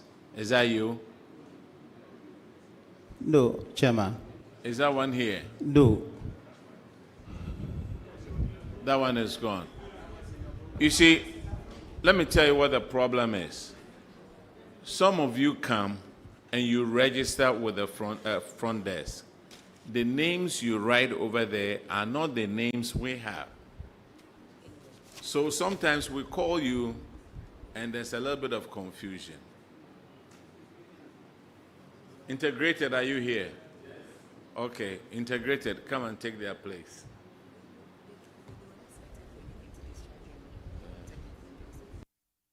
St. John's, it looks like it wasn't you. You are discharged.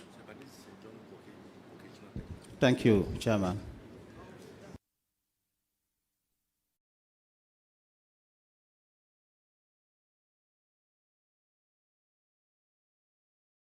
Have you taken the oath? St. John's Integrated, have you taken the oath? Okay, if you haven't taken the oath, then let me add a few more schools to you. We have Borga Girls. Okay, take the oath. And then Borga Technical. Then, is this Zamzi? Senior High Technical. St. Benedict SHS. Bongo SHS. Gori SHS. Senior High Technical School. Fumbuzi SHS. Then Wa Islamic.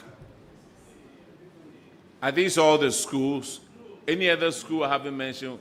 What is it? Huh?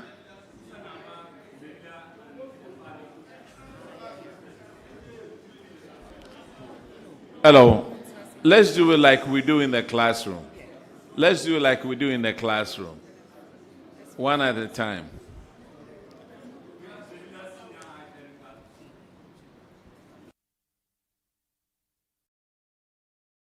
Clerks, could you go and write the names of the other schools that are left?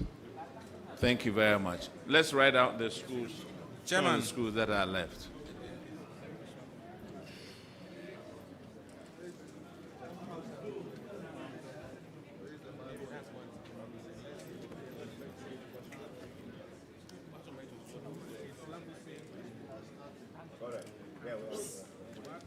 Please, all the schools that are called, Borga Girls, Borga Technical, Zamzi Senior High Technical, St. Benedict, Bongo SHS, Gori Senior High Technical School, and Fumbuzi SHS. All of you go and take the oath. And Wa Islamic.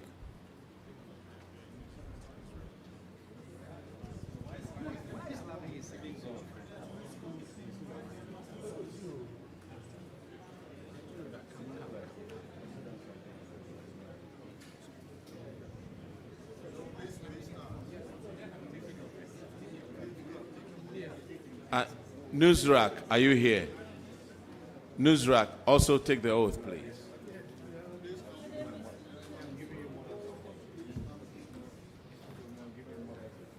Chairman, may I respectfully indicate that 2 of the senior high schools, Lambussie and Canton, they earlier took the oath, so maybe they will add to these ones. They earlier took the oath? Yes, please, sir. Okay, that one and Ullo SHS, right? Lambussie and Canton, Wad and Islamic, they have been discharged by you. Oh, okay. All right.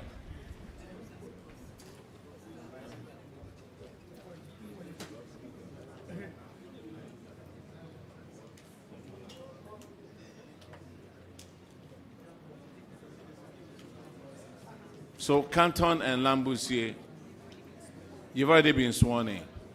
All right. Yes, please.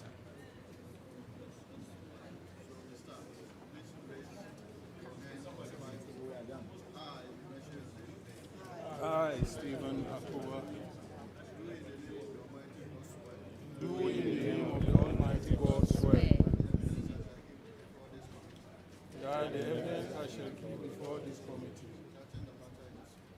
touching the matter in issue, shall be the truth, the whole truth, and nothing but the truth. So help me God.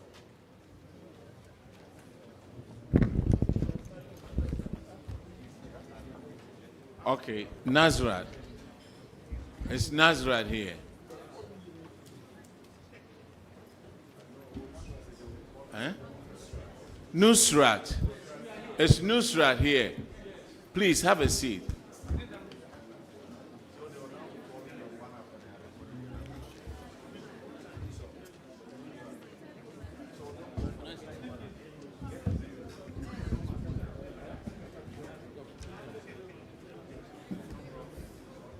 Honorable Abno Siasa will handle your issue.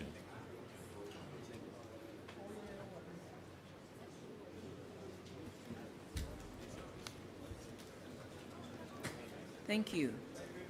Nusrat, you are welcome. Thank you, Honorable. Are you from Dr. Gisau's constituency? Can you turn off? Are you from Dr. Gisau's constituency? No, from Honorable Rashid Pilpo's constituency. Oh, the Labor Minister's constituency. Okay. Yes, I'm going through your statement of financial performance. Oh, I'm sorry. I'm told you haven't introduced Yes. yourself. So please go ahead and introduce I'm yourself. Shani Osman, the principal of Nusrat Jahan Ahmadiyya College of Education. I'm Yusuf Abbas, the internal auditor. I'm Sal Habil Mujib, assistant accountant. Where is the accountant himself? He's indisposed. Okay. So I'm looking at your statement of financial performance, and I see other funds, which are not donor funds, but other funds, of 3.8 million. What is that? How did you get, in Thank you, Chair. these huge sums of money? Yes. My accountant will take care of that. All right, thank you, madam. The other funds constitute feeding grants and that of book and research allowances that were paid to us. The all year round allowances that were given to us. Oh, So okay. that Yes, constitutes this is the College of Education, yes. Okay. And I saw that you had increased your IGF by about 1.5 million. What happened? How did you do it? We had an increase in enrollment too in the year 2024. So that resulted into that. While most colleges had a dip, you had an increase. Yes. In fact, for the past 3 years, we had 381. The following year, it dropped to 303. Then the following year, it dropped to 292. But that academic year, we got 437.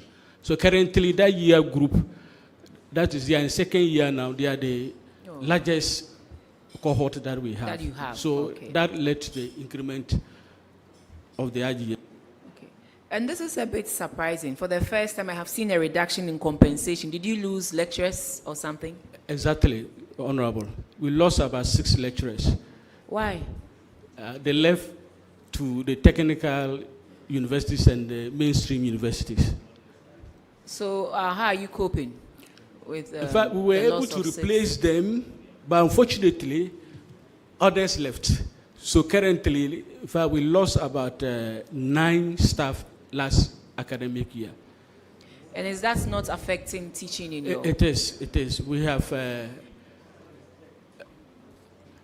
fact, as part of our decision, we raised this issue with the Ghana Tertiary Education Commission.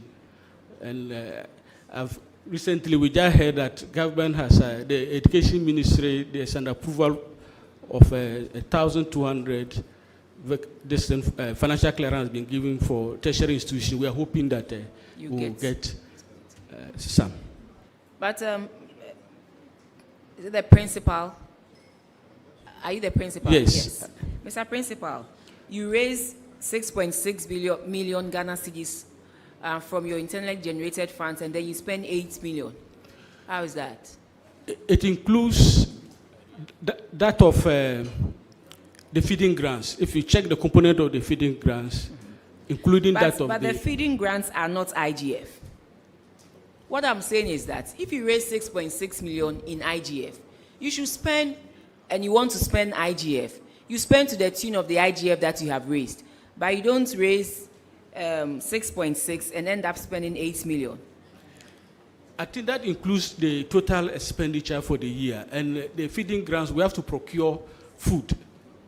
Okay. Madam Chair. Well, the auditors Madam Chair, made it IGF, goods and services, IGF. They were specific. I'm not the one saying it. Yes, Madam Chair, if you look at our liabilities for 2023, you realize that it was 1.2 million. So when you come to the 2024, we had a lot of expenditure. It also meant that we owed exam fees in 2023, and then we had to pay. And as part of that, that also... That does not explain it. When you come, do you have a copy of the book in front of you, the reports? We have the access of our page here, yes, please. Okay. And then when you go to, right after the Get Fund bit, you also come to another section of goods and services, other funds. Yes. So it can't be that the first goods and services is a combination of everything. The auditor said this is IGF. And my issue is that you spend what you have. You don't go over and above what you don't have, creating deficits, or just because you feel you have the revenue, you can spend. But you raised 6 million in IGF, and I expected you to spend that and not above. So please take note, Mr. Accountant, and make sure you try and live within your means. Thank you. That's important. So you can spend on other equally important things that will help your school.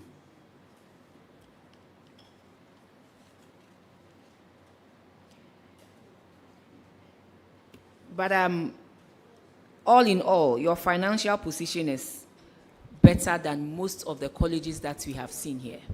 Thank you so much.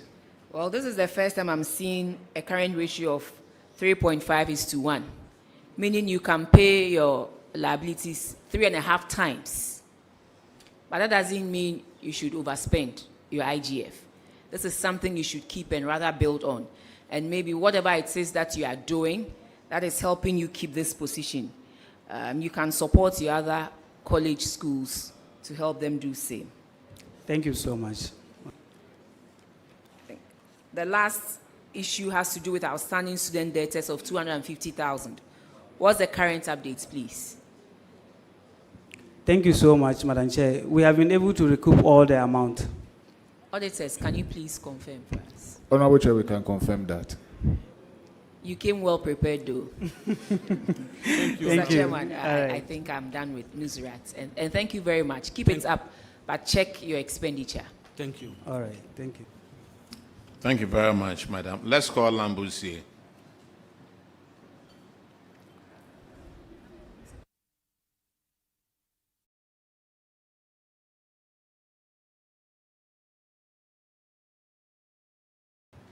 Introduce yourself to the committee. I'm Suleiman Haruna Sumaila, the headmaster of Lambussie Community SHS.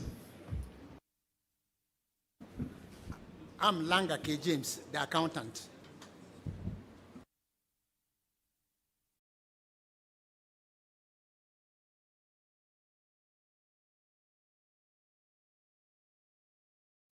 All right. Your infraction is on paragraph 602.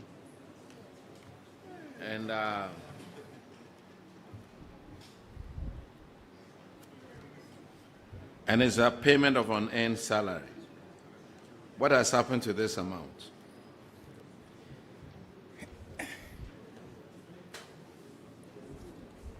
Please, Chair, as at the time of the auditing,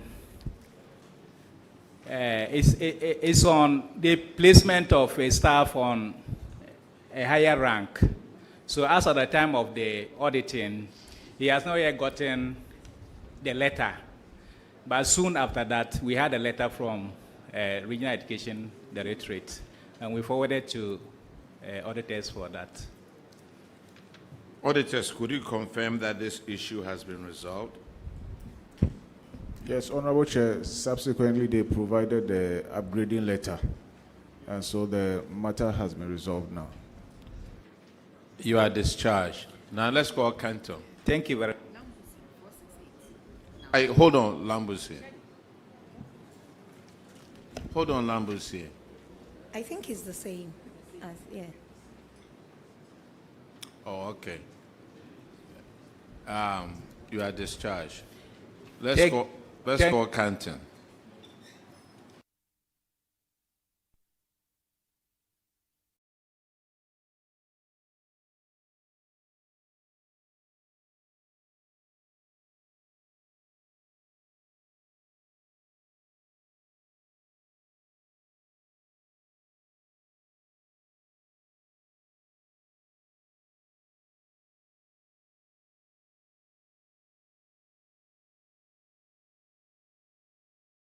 Canton, introduce yourself to us, please.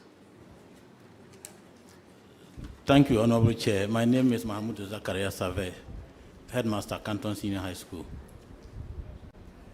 I'm Louis Paul Kuhn, Accountant, Canton Senior High.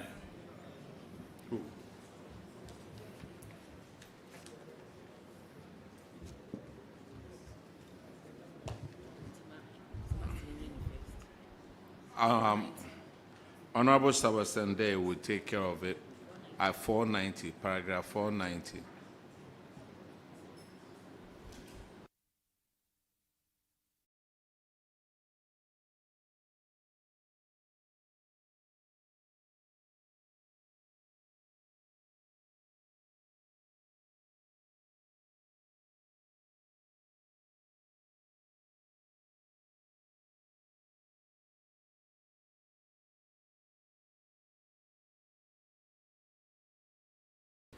Yeah, so I think this has to do with some payables, and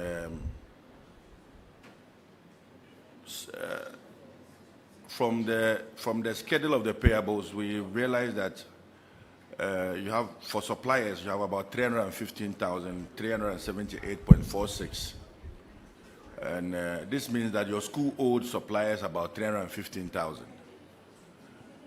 And from the receivable schedule, the students owe you some 32,650.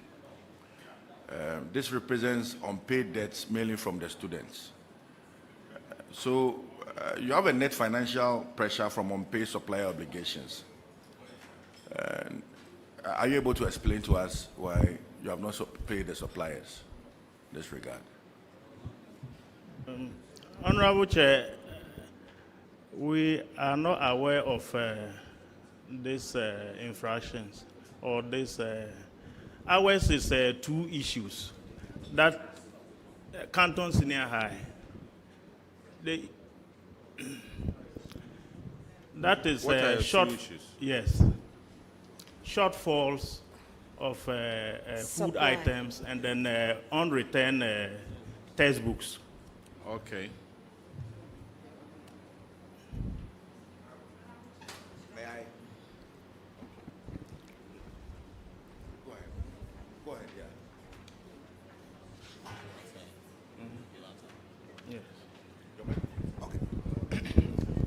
So, Canton Secondary School. You are the accountant, are you? Okay. Are you aware of the what goes into the contracts that covers supplies of food items to the school? Are you aware of how these contracts are executed, are formed and executed? Honorable Chair, anytime a supplier or a contractor is to bring food items, the items are accompanied by a weigh bill, which indicates and then the invoices, which indicates the quantities, whether in kilograms or in bags. So that is what I know. But supplies you received in the past indicate that for rice, 100 bags of rice and then 43 bags of gari that were supplied. These together fell short of about 2 tons. What have you done about this particular supply for which you had this big shortfall? Honorable Chair, this issue came when our weighing machine had a problem, the time that they brought these items. So the machine, we sent it for repairs. So they were not weighed. So, but when they brought this, we weighed and saw that some were underweight. And the following week, auditors also came. But before that, we wrote to buffer stock for the shortfalls. So when the auditors came, they equally raised that issue. So we followed up with a letter, and me and my headmaster personally went about 2 times to the office, and they were able to bring the shortfalls. So, Mr. Canton, they were able to bring the shortfalls. You are confirming to this committee, and you're answering under oath that the entire shortfall that was detected by the auditors as a date had been refunded or has been brought to your institution. Is that the case? Yes, Honorable Chair. As your follow-up action also included notifying the auditors who found this out? Come again, Chair. Have you notified? Yes, I did. Auditors, can you confirm this? Yes, Honorable Chair, we can confirm that that shortfall has been supplied. The 20 bags have been supplied. Thank you.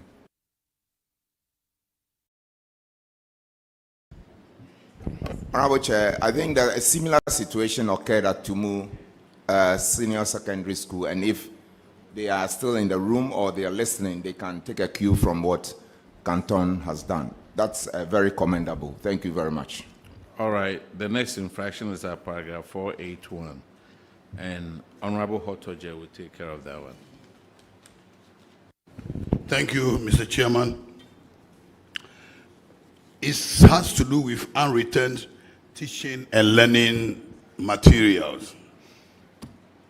The Ghana Education Service circular number GES blah blah blah dated 19th December 2019 directed all regional directors of education to ensure that parents or guardians of students who misplace or deface textbooks are made to replace them.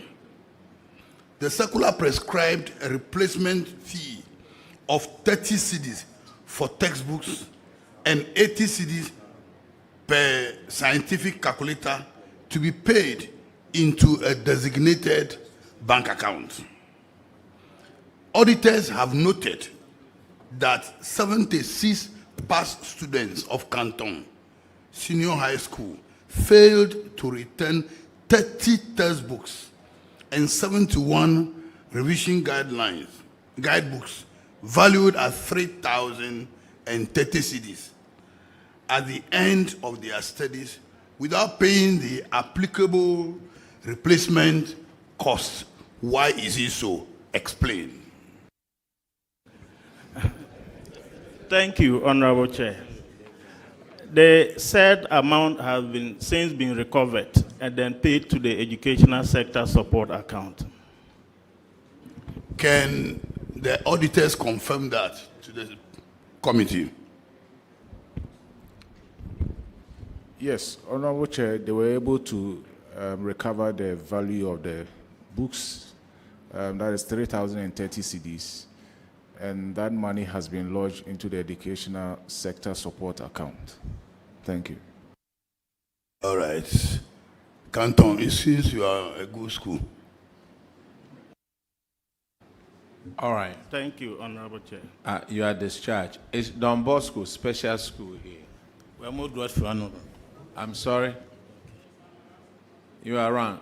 Have you taken the oath? Not yet. Please let him administer the oath, please. But whilst he's doing that, Bular SHS, are you here? Timpani SHS, are you here? And then Kasanaba SHS. I'm sorry? Kasanaba. Oh, Kasanaba. This one, they have to eat some TZ before you pronounce it. The three of you, I hear that your electricity bills have been paid. So go and sin no more.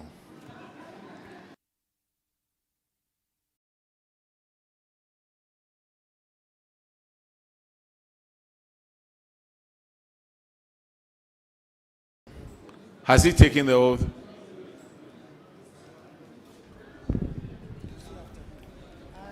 I, Abdurrahman Suleiman, in the name of the Almighty Allah swear that the evidence I shall give before this committee touching the matter in issue shall be the truth, Honorable Pate. and nothing but the truth. So help me Allah.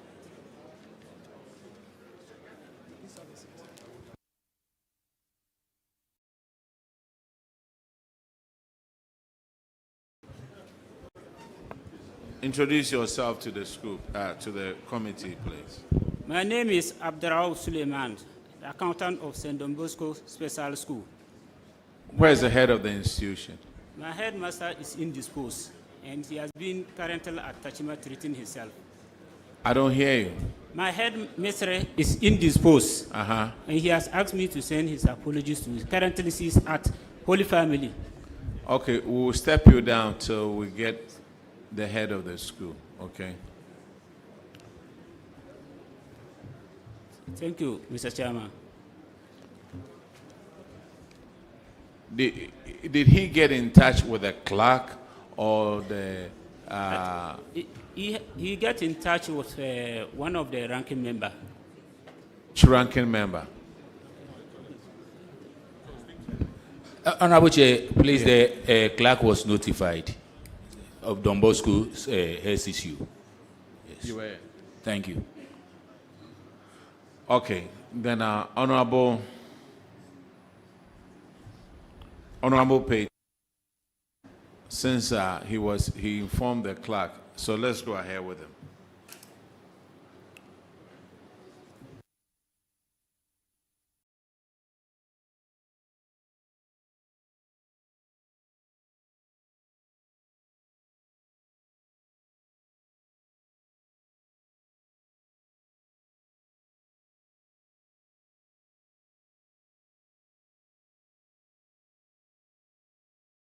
It's paragraph 458.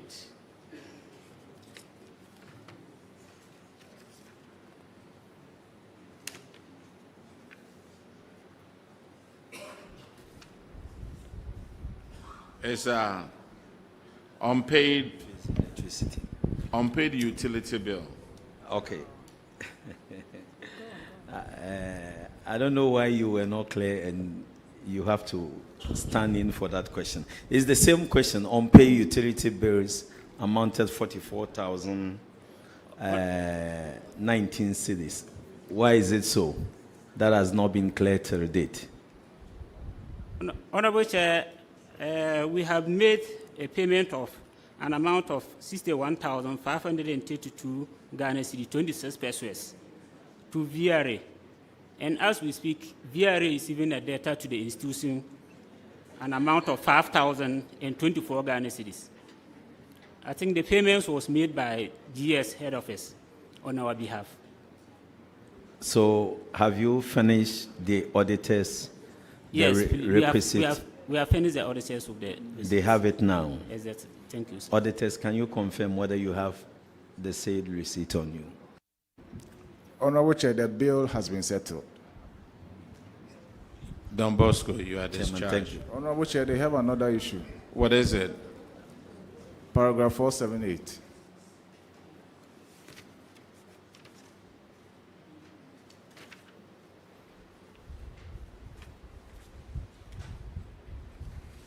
Award of contract to supply, not registered with PPA. That is Honorable Edem Agbana will handle that one. Paragraph 478.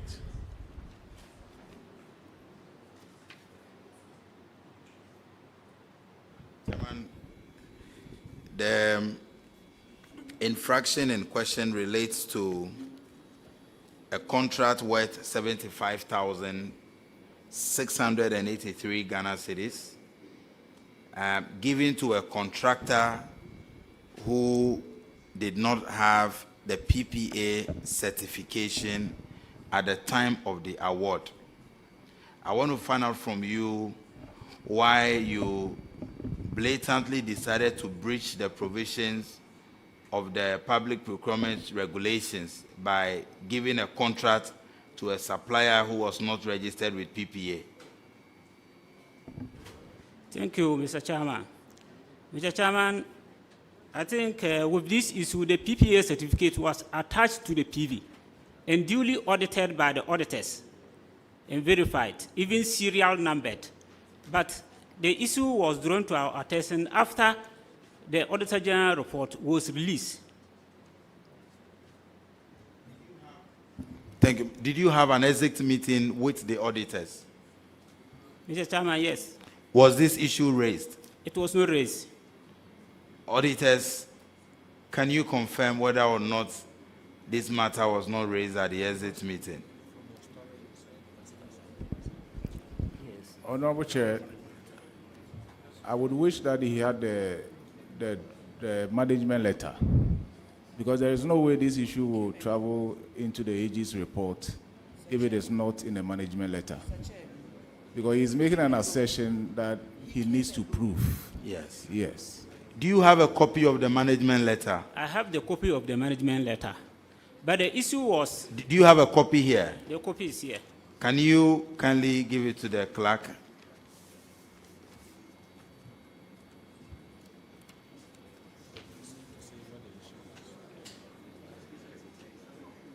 The issue was rather tax clearance certificate. And this tax clearance certificate was issued to the supplier on the 12th of August, 2014. And at the pre-qualification stage, this tax clearance was valid. You mean 2024 or 2014? 2024.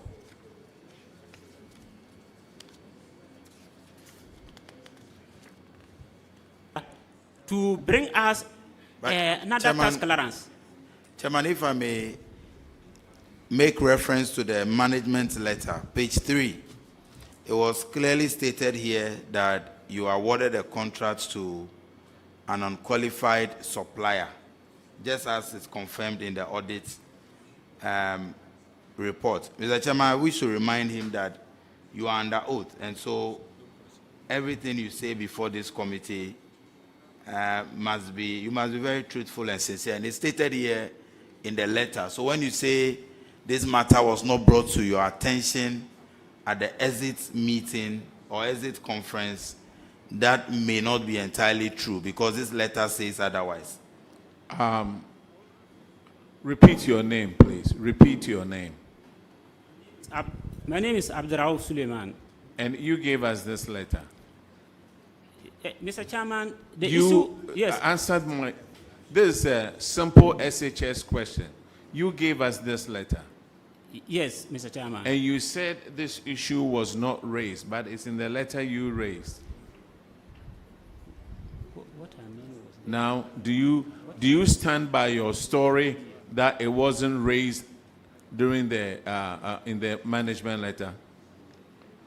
Do you still stand by it? Mr. Chairman, the issue was Do you still stand by it? Apologize, Mr. Chairman. Huh? I have withdrawn and apologize. Look, you come in and you take an oath. Then you come and sit down. You think we are playing over here. The auditors are right here. They said they raised it with you. You claim it wasn't raised. And that is not in the management letter. You gave us your copy of the management letter and it's raised in it. Look, I think, Honorable, yes, please. I will suspend this until he appears again in front of us with his principal. Chairman, I just need some clarification so that you can rule, if that helps, please. So I think you were trying to explain something. There's a management letter.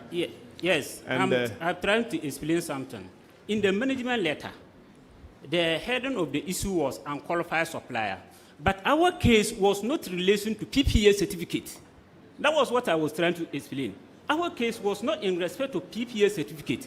It was in respect of tax. Tax clearance. Which was valid for 1 month. Which was valid for 1 month. And the process delayed. Yes, and the process delayed. That is what I'm trying to explain. So wait, by the time the auditors came, the tax validity had expired, correct? Yes. So auditors, what is the issue? Why is that a correct account or what is it?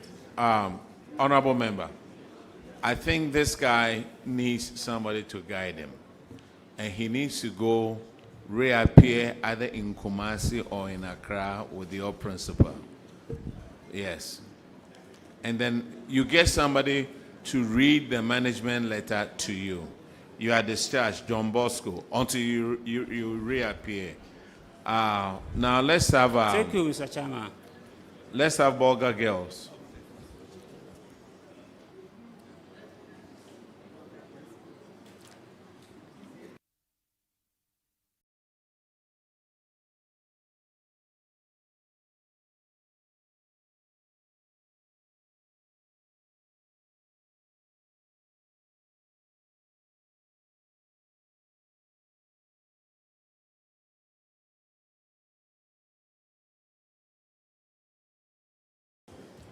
Madam, have you taken the oath? Okay. You sit down and introduce you. How many of you came?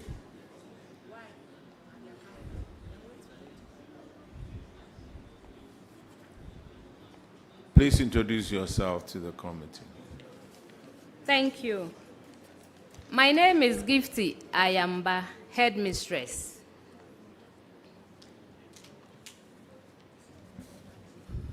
Thank you. I am Idris Umari Amami, accountant.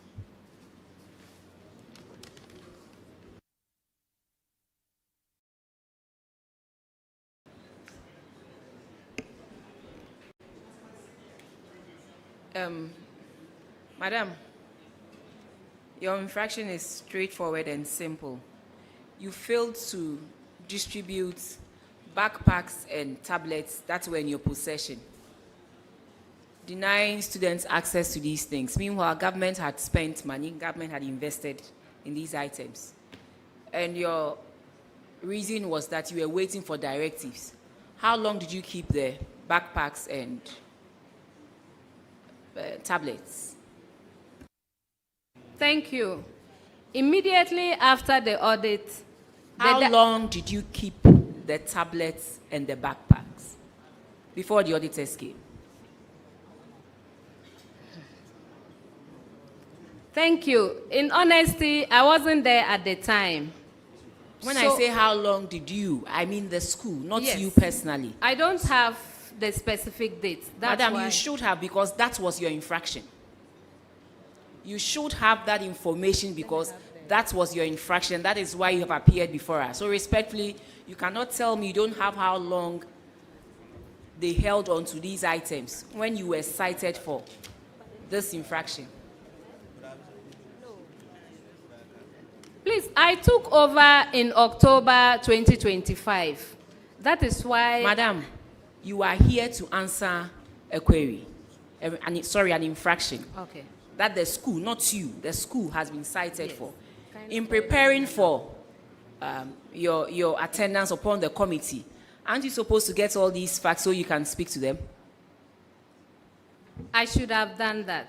So please help me. How long did the school keep these items, denying Borga Girls students the use of these backpacks and tablets? There are 3,061 for the tablets and the same for the backpacks. Yes, Over please. 3,000. Yes. Keeping these things in your storeroom for how long? Madam, if you are not able to, maybe we'll give you time, you step back, someone else comes, and then you find out from those who were there how long they kept this. Thank you. You I'll like to do quickly that? call. Yes. Yes, please. Okay. So then we'll call another school then. Thank you. Let's call Borga Technica.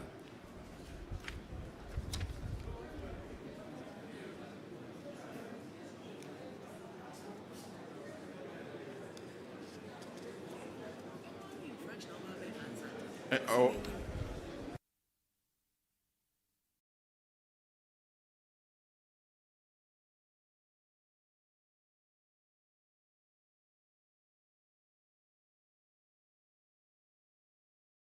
Please introduce yourself to the committee. Thank you, Honorable Chair. I'm Lassia SHS, Principal, Borga Technical Institute.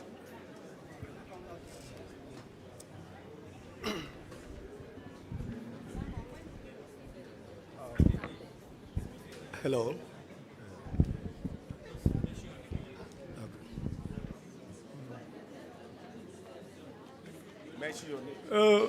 Lassia SHS, Principal, Borga Technical Institute. I'm Atiyangma James Akoluku, Accountant, Borga Technical School. Williams Okay, Abdum, Regional Director, Upper East TVET Service. Okay. Honorable Frankie Eboa will handle your issue, please. It's at paragraph 428. Yeah, thank you, Mr. Chairman. Borga Technical Institute, you're welcome. You had two members of staff, Joshua Ochre, who vacated his post for 2 months, yet you validated him and paid him for those 2 months, amounting to 8,357 Ghana cedis. Another person, Osei Poku Kennedy, with staff ID 175158, who embarked on compulsory retirement, and after that period, you continue to pay him for additional month, amounting to 4,308. All the two put together, it comes to 12,665. So why should we be validating those who have vacated posts and those who are on compulsory retirement? Thank you. Thank you, Chairman. Mr. Chairman, Madam Chairman, I'm happy to announce that the two individuals have paid the monies in full. I think we put right measures in place to avoid recurrence of this issue. Yes. Thank sure. you very much. Mr. Chairman, I'm done. Sorry. Auditors, can you confirm, please?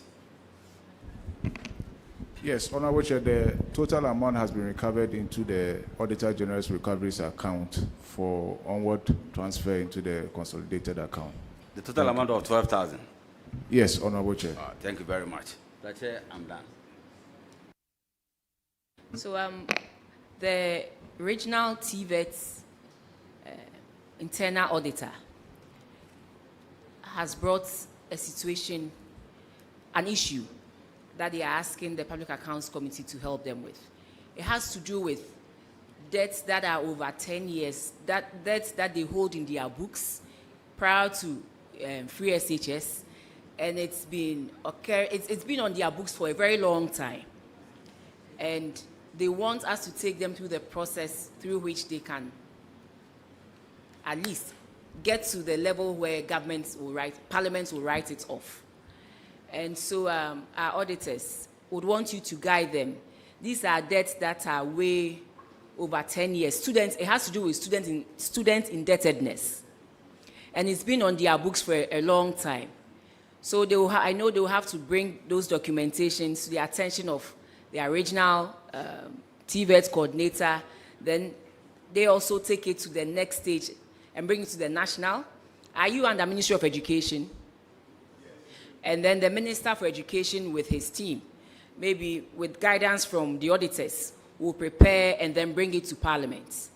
So when you look at Section 53 of the PFM Act, it tells the minister, and it talks about how we can write off public funds, and then we'll go through that and see how best we can support. But these debts will have to be validated first. And so it's your minister with guidance from the audit service that will follow through the process and make sure we do that. So once it is done and it comes to Parliament, Parliament will also do what is expected of them. Because like you said, it's been on the books for a long time, and because of that, you are always referred to the Public Accounts Committee.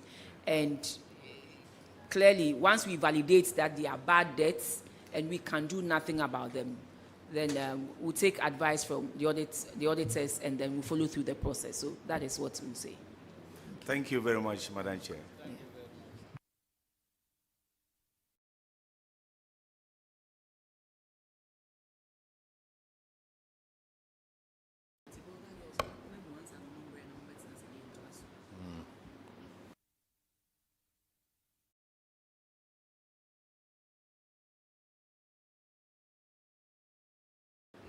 All right, you are discharged.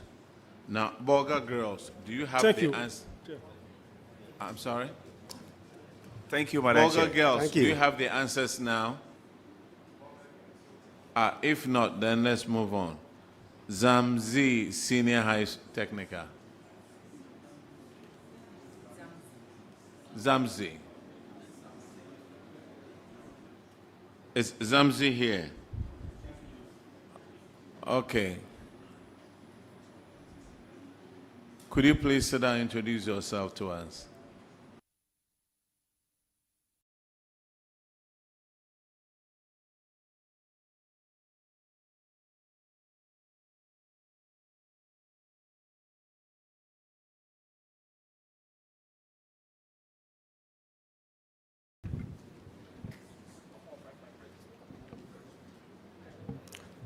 Anaba Simon Amalka, Headmaster, Zamzi Senior High Technical School, Borga.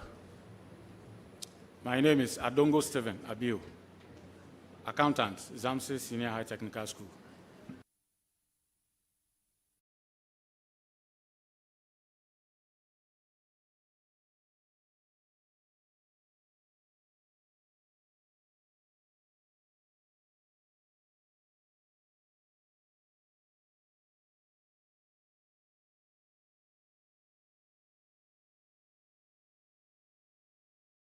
Zamzi is Honorable Frank Yeboah. Thank you. Thank you, Mr. Chairman.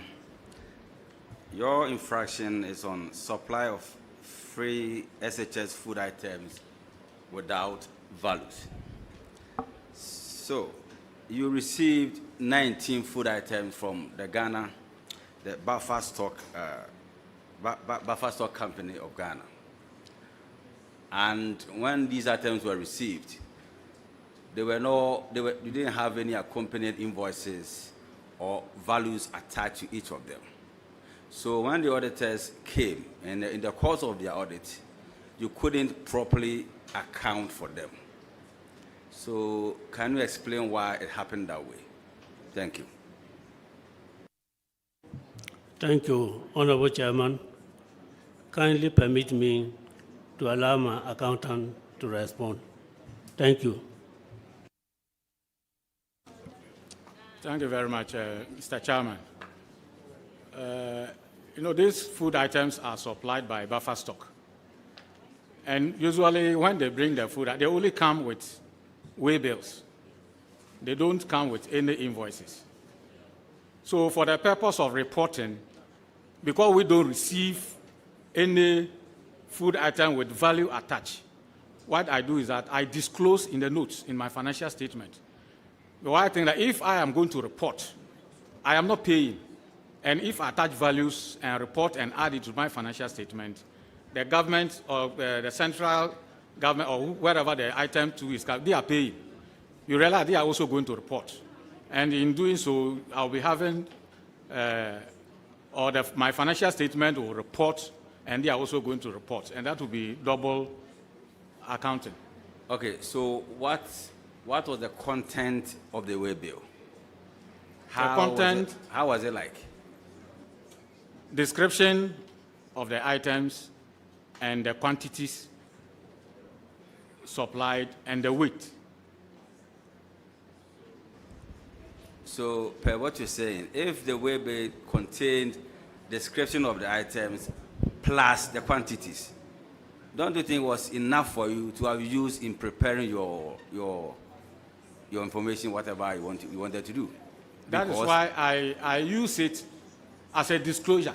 I disclose it in my financial statement, alerting them that, yes, I receive food items into my stores, but they were not accompanied with any values. Is it the practice, normal practice that you go through every time, or what? Because you receive goods from buffer stock. Yes. Obviously, it will be transported. The driver will give you the way bill. Yes. Right?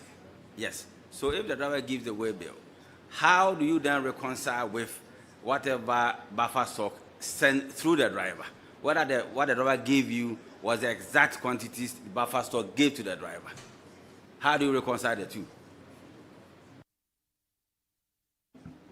The reconciliation here, I reconcile the way bill with the quantities that is brought. I cross-check.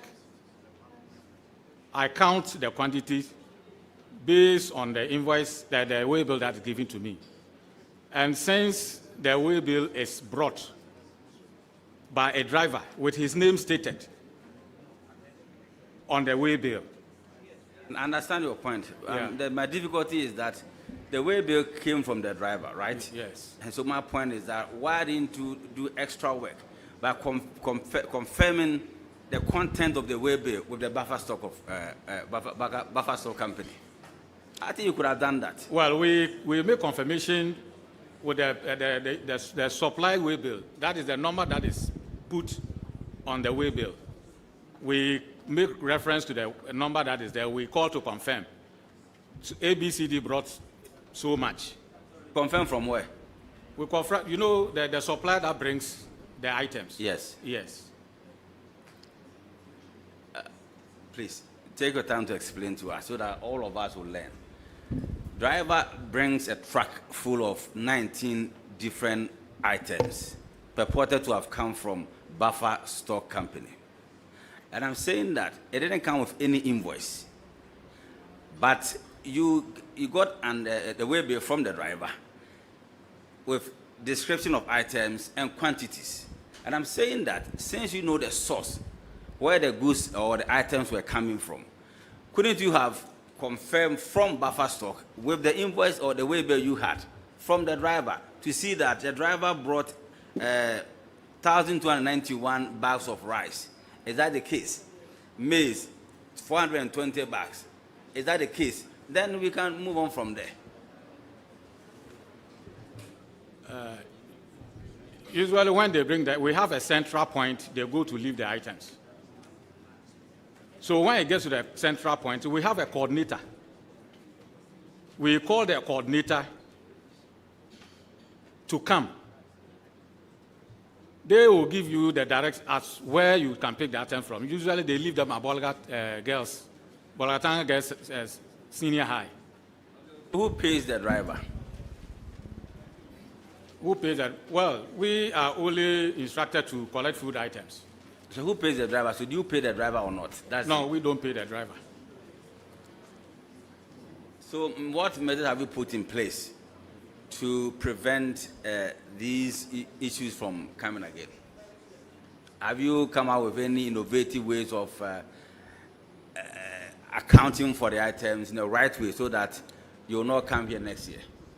Yes, I think we have also explained to the auditors, they can be the best people to help us. They will present the information to you people onwards, and you also let it pass to the appropriate causes. So that when they are bringing the items, for us to prepare and report properly, there should be values. If values are there, I think these issues will not occur. Okay, before I bring my addition to an end, aside the one you received in 2024, have you received more goods or items from buffer stock? And which form did it take? Well, 2025, the heads were asked to procure. So we are dealing directly with the suppliers. 2025? My friend, no, sorry. Chairman, respectfully, buffer stock supplies the schools, so it's continuing. And so he's asking, instead of going to various centers to pick, now suppliers are directed to send the food items to the schools with invoices, waybills, and you are supposed to issue your SRAs accordingly. So that's what he's asking you. My question is, post this audit, 2024, 31st of December 2024, have you or your school received any items or food items from buffer stock? And if the answer is yes, which form did it take? Did it come from an invoice or what?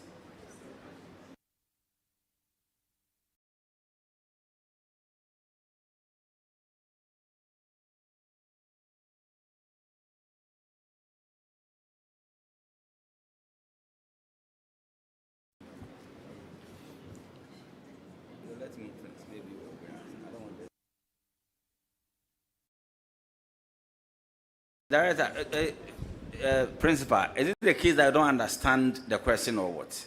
I'm saying that this audit was done, it was for the period ending 31st of December 2024. And I'm saying that after this audit, have you or the school received any food item from buffer stock? And if the answer is yes, which form did it take? Is it the case that it came with invoices or something? That's the question I'm asking. Thank you very much. 2025. That is why I was trying to come out with some explanation. So try again. Buffer stock came with some food items. They came with only waybills. But sorry, 2025? Yes. Okay. I'm listening. Yeah, they came with only waybills. They didn't come with any invoices. So you're saying that what happened in 2024 repeated itself in 2025? Yes. And you haven't done anything about it?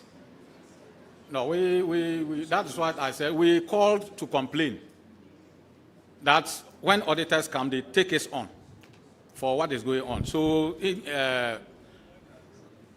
for future development, if they can, normally when they are coming with the food items, they should try to add the invoices.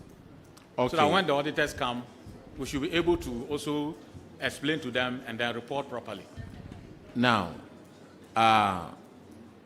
the invoices and the waybills that you are talking about, are they the same thing or they are two different ones? Because previously, they will just give you items, and you said they will not give you any invoice or waybill with it for you to check against. Is that what was happening? No, the difference between the waybill and the invoice is that the waybill comes without prices.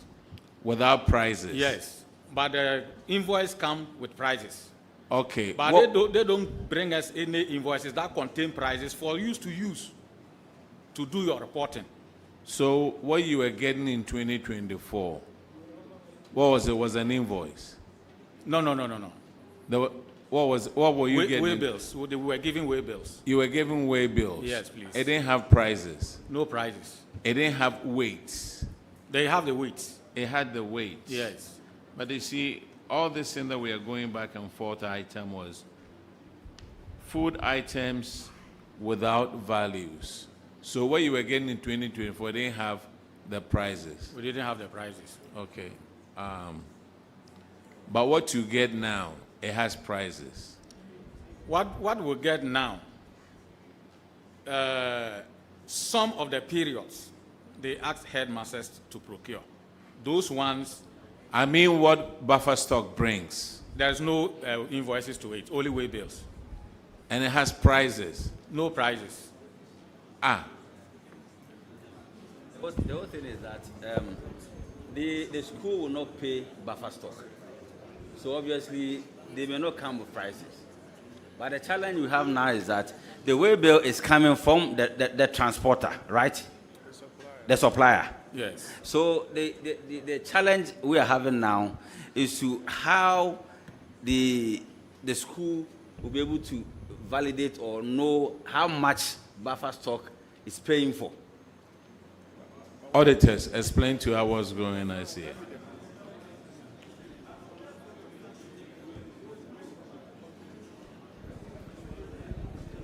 Honorable Chair, in fact, the explanation is given is very accurate and appropriate.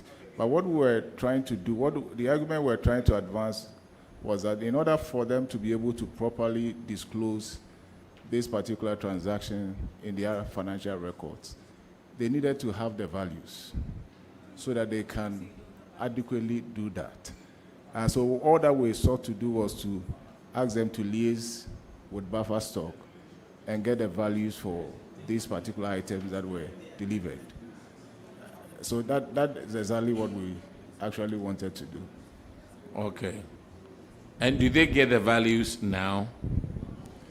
They don't. So that is a challenge. So we have actually asked our team that is doing the buffer stock audit to put this issue before them and see the way forward. Okay, and I think, Clark, at some point we need to call buffer stock so that we deal with this issue.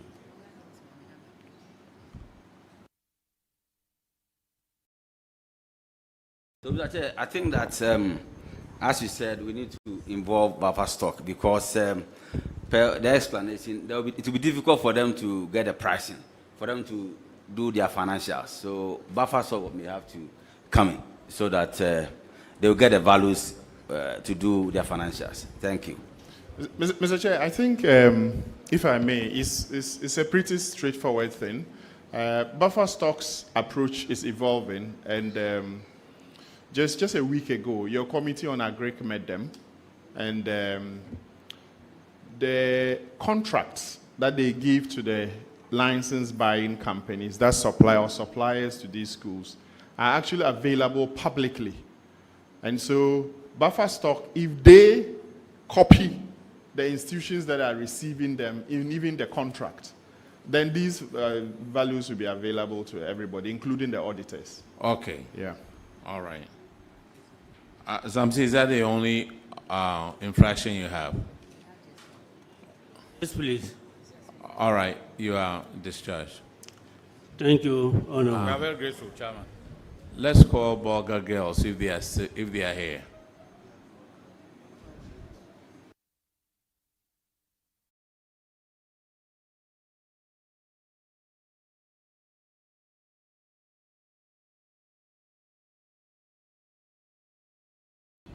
I need to remind you that you are still under oath. Madam, have you found out? Yes, please. The tablets were received on the 30th of May 2024.